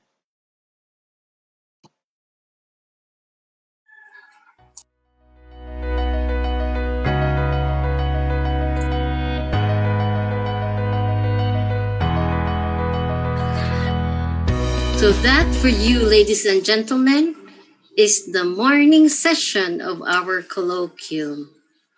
As according to Ma'am Dean, a milestone. That is really superb. Thank you, ma'am, for the term milestone. Anyway, we listened to our dear President, Dr. Mascarenhas, to the Honorable Commissioner, Dr. Darilag, to the expert in qualitative research, Dr. Safari Baleka. We also learned about relevant findings from 21 researchers under the three thematic areas. And so, ladies and gentlemen, we look forward to the afternoon session with the one and only Dr. Carl Balita. He will be talking about nursing in the new order. And we shall also listen to 16 more researches under three thematic areas. Ladies and gentlemen, before we break for lunch, allow me to verbalize our gratitude to Professor Jonathan Jaime Guerrero former PKMD director, and and also Dr. Benedicto Balilo, new PKMD director, and also uh, Mel Bulawan, our technical man. Thank you so much. And Professor Kalayaan Triumphante, and of course, Ma'am Brenelyn Bautista for the FB live stream. So without their great big help, this colloquium could not have been possible. So remember, we still have afternoon session. So let's be back at 1 p.m. In the meantime, we can take a break, have that lunch, or even breakfast perhaps. I haven't had my breakfast. All right. Thank you very much. See you later.